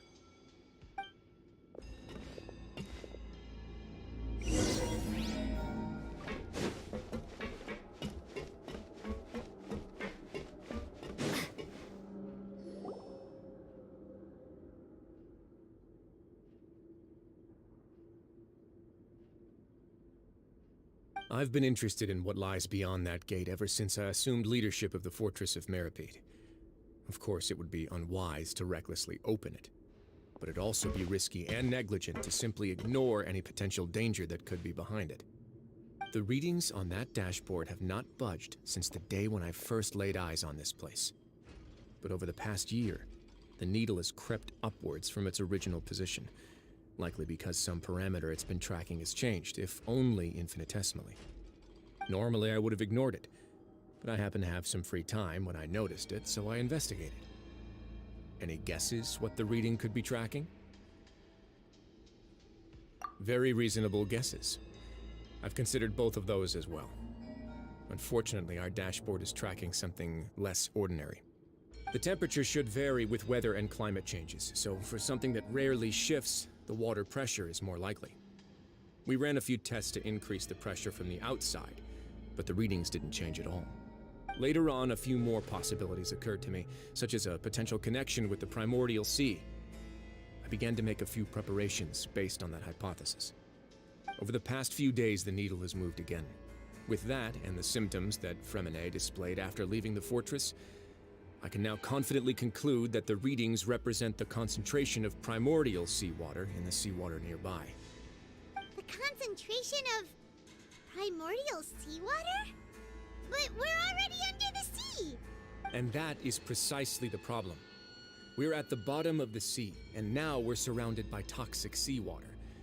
Somehow, primordial seawater got mixed in, and the concentration is steadily rising. Yes, that's very likely. But forget about the two of us! Not even Novelette knows where the primordial sea could be, much less where we could find and plug a leak. Oh. Oh! Seems like you've figured it out.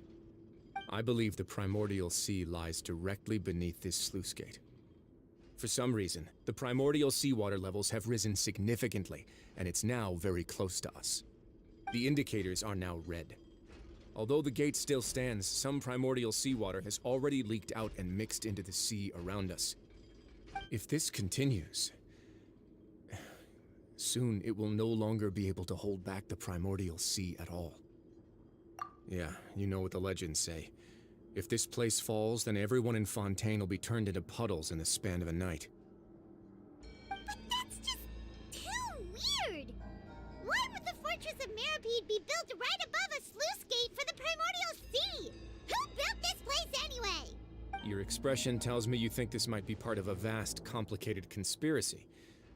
To be honest, you might find the actual answer may be exceedingly boring. It's just that the secret of the Forbidden Zone had been long forgotten by the nation before I rediscovered it with my research. There's no single founder of the Fortress of Meripede in any traditional sense. What we know about its history has been left to us by the people who used to live here. When the previous Hydro Archon Egeria ruled the land, all convicted criminals from Fontaine were exiled. The people drove the criminals away like a wolf pack chasing away the banished. The criminals received no sympathy of any kind from the people. They were exiled to the desolate seaside, where they experienced only pain, struggle, and the bone-chilling cold. Some of them began to repent and prayed to the Hydro Archon, asking if there was still anything they could do. The Hydro Archon took pity on them and said, "You may go guard my secret, deep underneath the waves." And so, leaning on the power of the Hydro Archon, they gathered underneath the sea and began to build a fortress. They became a community down there in the deeps, and over the years helped it to grow. As the number of exiles increased, more and more people joined the community. When the first group of exiles died, they left the yet unfinished fortress to their successors. The Hydro Archon continued to lend her support, allowing the fortress and what it stood for to continue growing ever larger.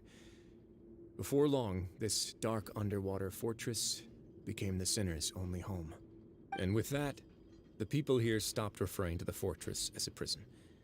They saw themselves as repenting sinners who would regain their freedom once they had sufficiently redeemed themselves. But as time went on, people also realized that the fortress was a lonely place. Once they had gotten used to life here, they could no longer feel comfortable living in the overworld. Once they had finished serving their sentences, some people left and some others chose to stay. They'd find some idle position and let their withered souls fade away with the ancient secrets of the past. After many, many centuries, few people still remember the reason for the fortress's founding. Now they just see it as an integral pillar of Fontainian society, as the place where criminals deserve to be sent. Now and again, researchers manage to break one law or another and live out their days in the fortress. I learned all this from an elderly historian. Everyone else just thought he'd made it all up. But now you know every part of that history is true. Indeed. It's just as the prophecy says. If this gate fails, then everyone will be dissolved into the sea. To be frank, not really. But sadly, that hasn't stopped this prophecy from proving all too accurate. Prophecies are troublesome things. Just hearing one will create the first wave of panic. Seeing signs of it will bring about the second, and actually witnessing it in real time, the third. Let's go somewhere else. I want to show you something.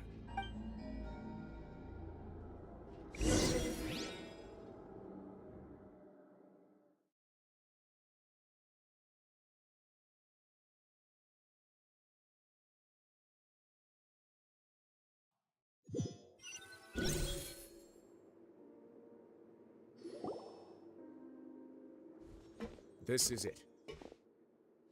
Your Grace, perfect timing. The results from our last round of experiments have...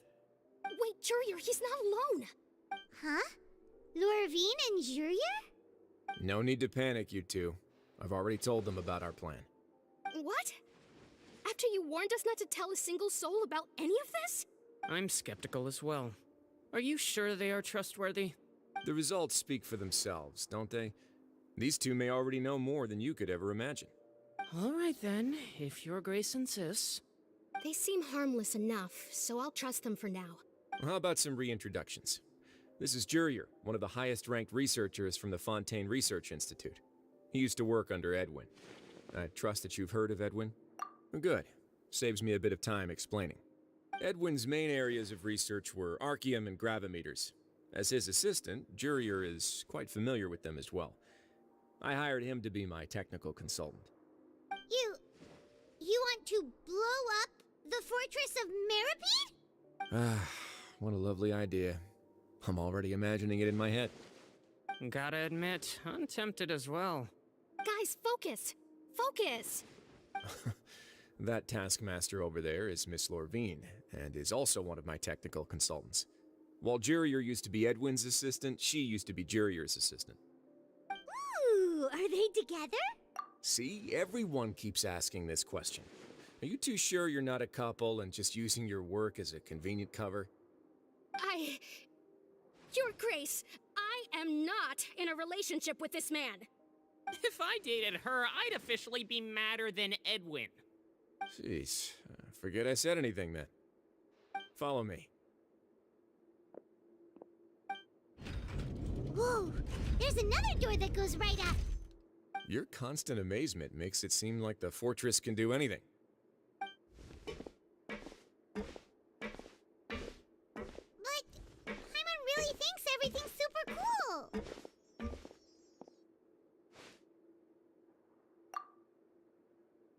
Let's spice it up a bit. And here you go.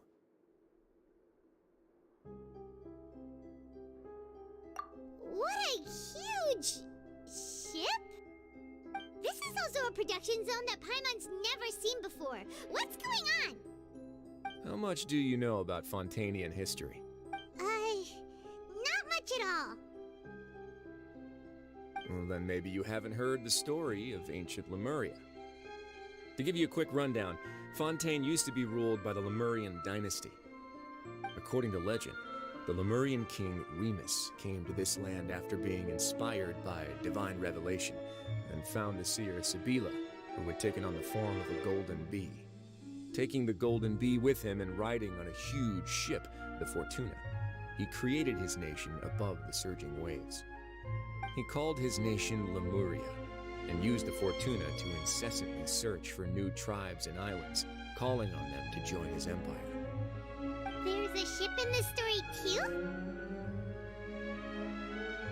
Where there's water, there'll be ships. People believe that hope can always be found at the end of a voyage. Do you believe that too? To a point, I think. As you've already seen, I have a whole factory's worth of labor, materials, and technology at my disposal. Certainly can't hurt to give it a try. So the moment I began to speculate that the Primordial Sea might lie underneath the gate, I also began this project. Were you inspired by the legendary Fortuna? Maybe. Fontanians need something to hold on to cope with the impending disaster. Were the workers to find out the truth behind this ship, riots would destroy the fortress faster than any catastrophe. As the fortress's administrator, I'd never make such a reckless call. Alright, that's enough talking for now. I'll need another 3 cups of tea to soothe my throat. Do you have any other questions? Seems like you're good. Come on, I'll take you back.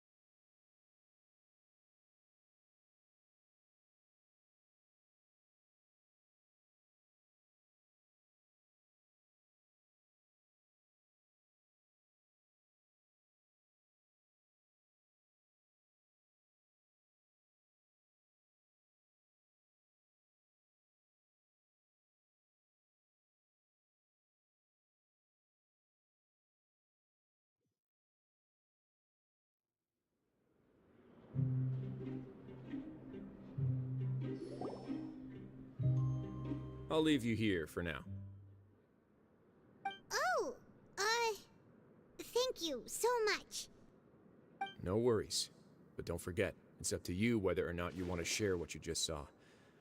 What you do from here on out will likely affect those 3 as well.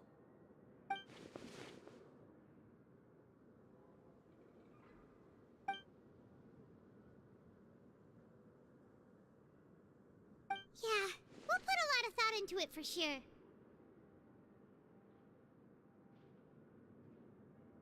Great. I look forward to what happens next.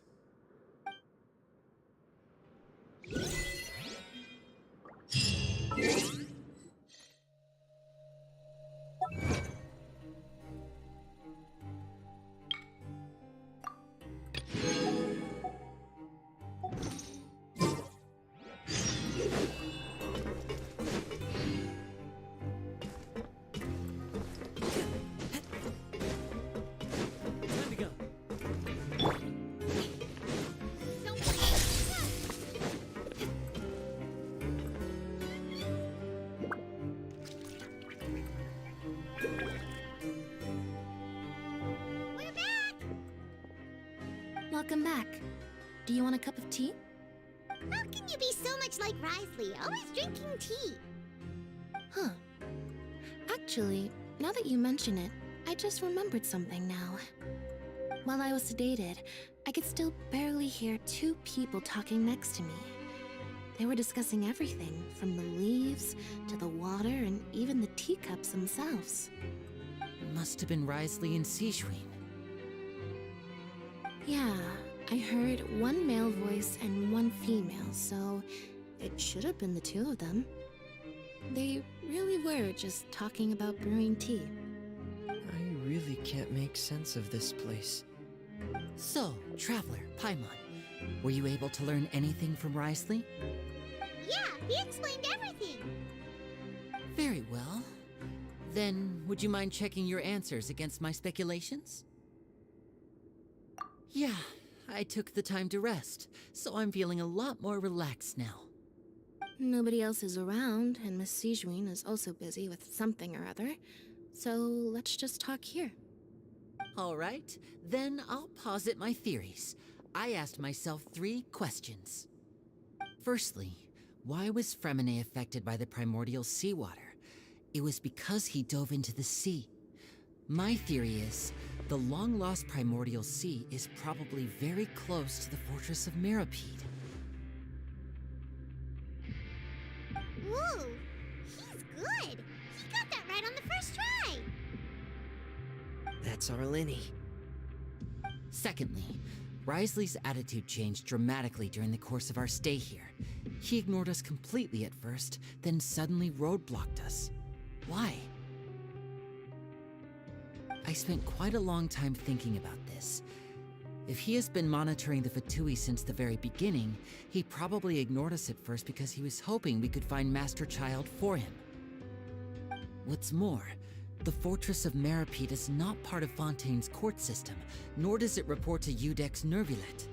Risley is basically the king of a no-man's land. As long as the fortress doesn't do anything about Master Child's disappearance, Father can use it to pressure the Fontaine authorities. And while the two factions are pitted against each other, Risley will be free to move between the parties of interest. If I had to guess, he probably has something that he's working on himself. It's likely related to the secret of the infirmary, but I just can't think of what it could be. You're super smart. Thanks so much. Then finally, there's the last question. If Risley does have a plan, what could it be? All I know for now is that his plan probably has something to do with the changing nature of the seawater. He's even gotten Cloran to help him out. That can't be the full extent of what he's doing. There's probably a secret passageway behind the block in the infirmary, and there's something big in the fortress that most people here never get to see. He has a bargaining chip, and it could be important enough for Father to deal with him directly. I don't have enough information, so I have no idea what his chip might be. But let me guess. You have the last piece of the puzzle.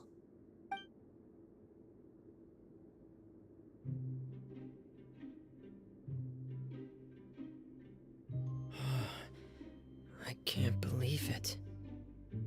The sea will engulf everyone. Just like the prophecy said. Could Risley have wanted to meet Father to figure out a way to deal with this crisis? If you remember, I once mentioned that Father sees the House of the Hearth as her base of operations, and she truly wants to resolve the crisis. But how could Risley have known that? Or perhaps he didn't know and just wanted to bring Father over to his side, which could be why he said he just wanted to negotiate. Yeah, that makes sense to me. I understand your concerns as well, Traveler. I'll figure out a way to pass this on to our father. No matter what, we're on your side. The two of you have already aided us far too much. We probably wouldn't be standing here right now if not for you. If you ever need anything else going forward, please come to the House of the Hearth at any time. Though you may not share the sentiment, after all that we've gone through together, the three of us basically see you as family now. You have my gratitude. Thank you for protecting Linny when it really mattered. And thank you for sharing the secrets of the fortress with us. We didn't think you were going to do it. Why are you being so formal all of a sudden?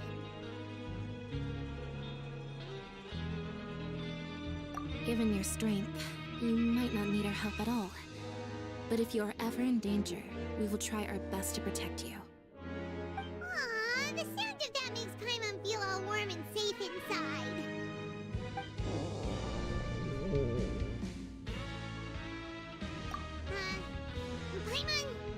Paimon's hungry. Oh, you've done so much already. Go get some food. Alright, then we'll catch you guys another time.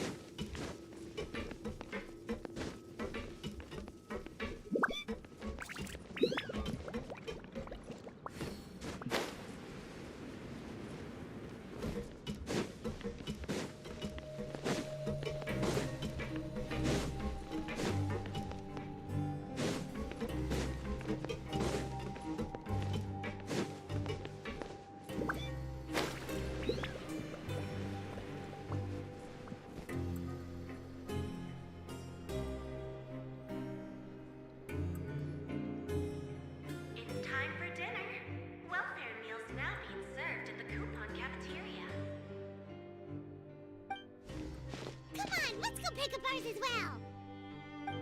Traveler Paimon, over here. Are you here for dinner too, Miss Sigewinne? And I'm taking the opportunity to prepare Miss Cloran's dinner as well. Huh. You're right. She's actually sitting in the fortress cafeteria. What would you like to eat? Yep, you can. I've already talked to our chef, Mr. Wolsey.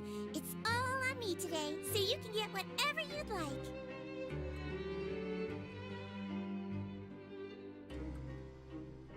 Me too! Don't forget Paimon!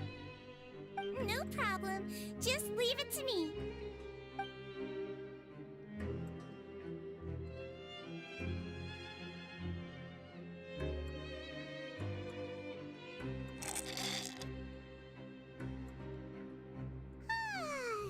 So delicious.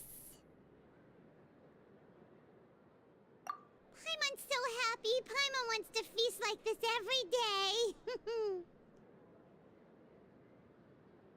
Feeling full yet? How's the food? Delicious.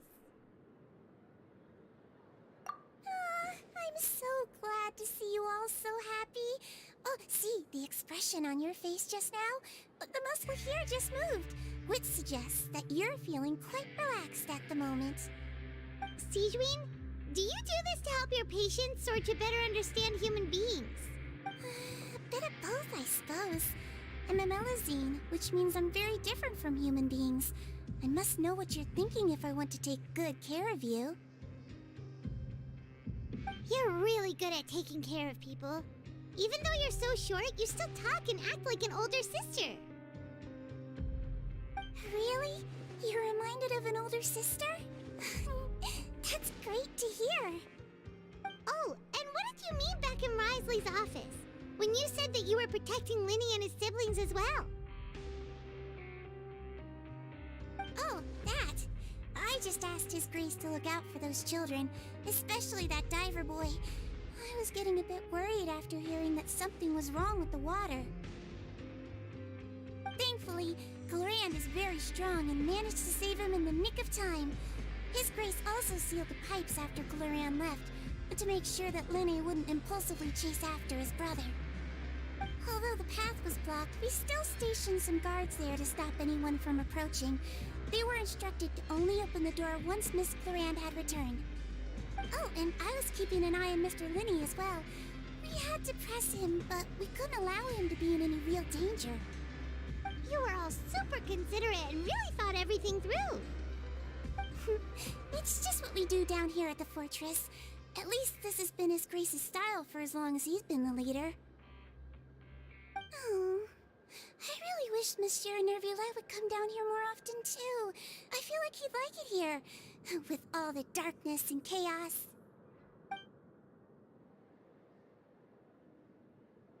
Get a good night's rest, you two. You've both worked very hard.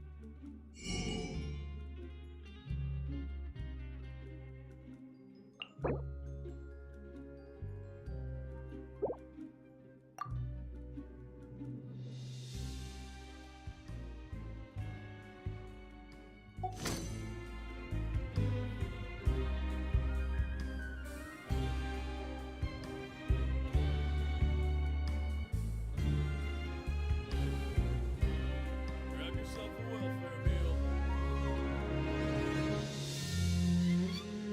I'm all for work-life balance, but I think this is pushing it.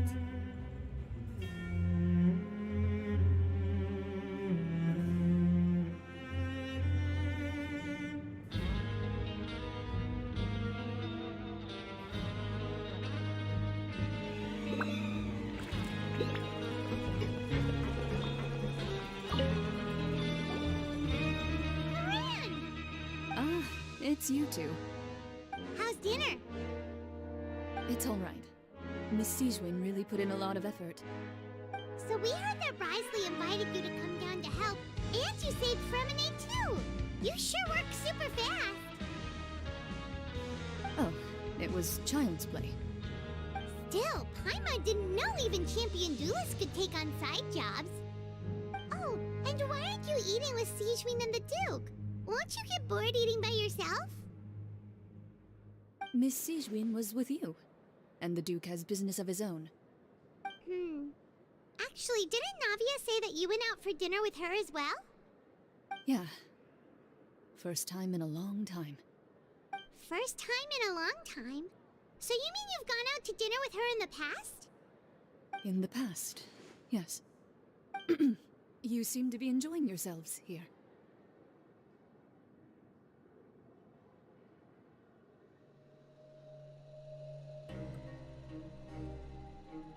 Things will be getting messy at the fortress soon.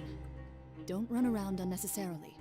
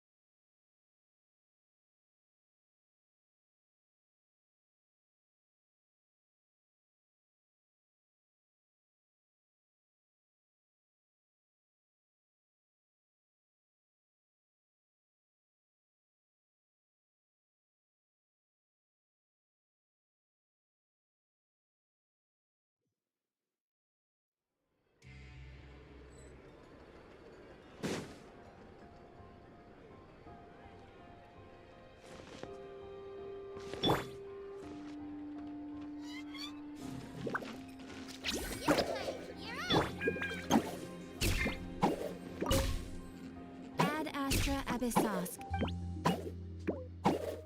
Thank you for completing today's commissions. Ad Astra...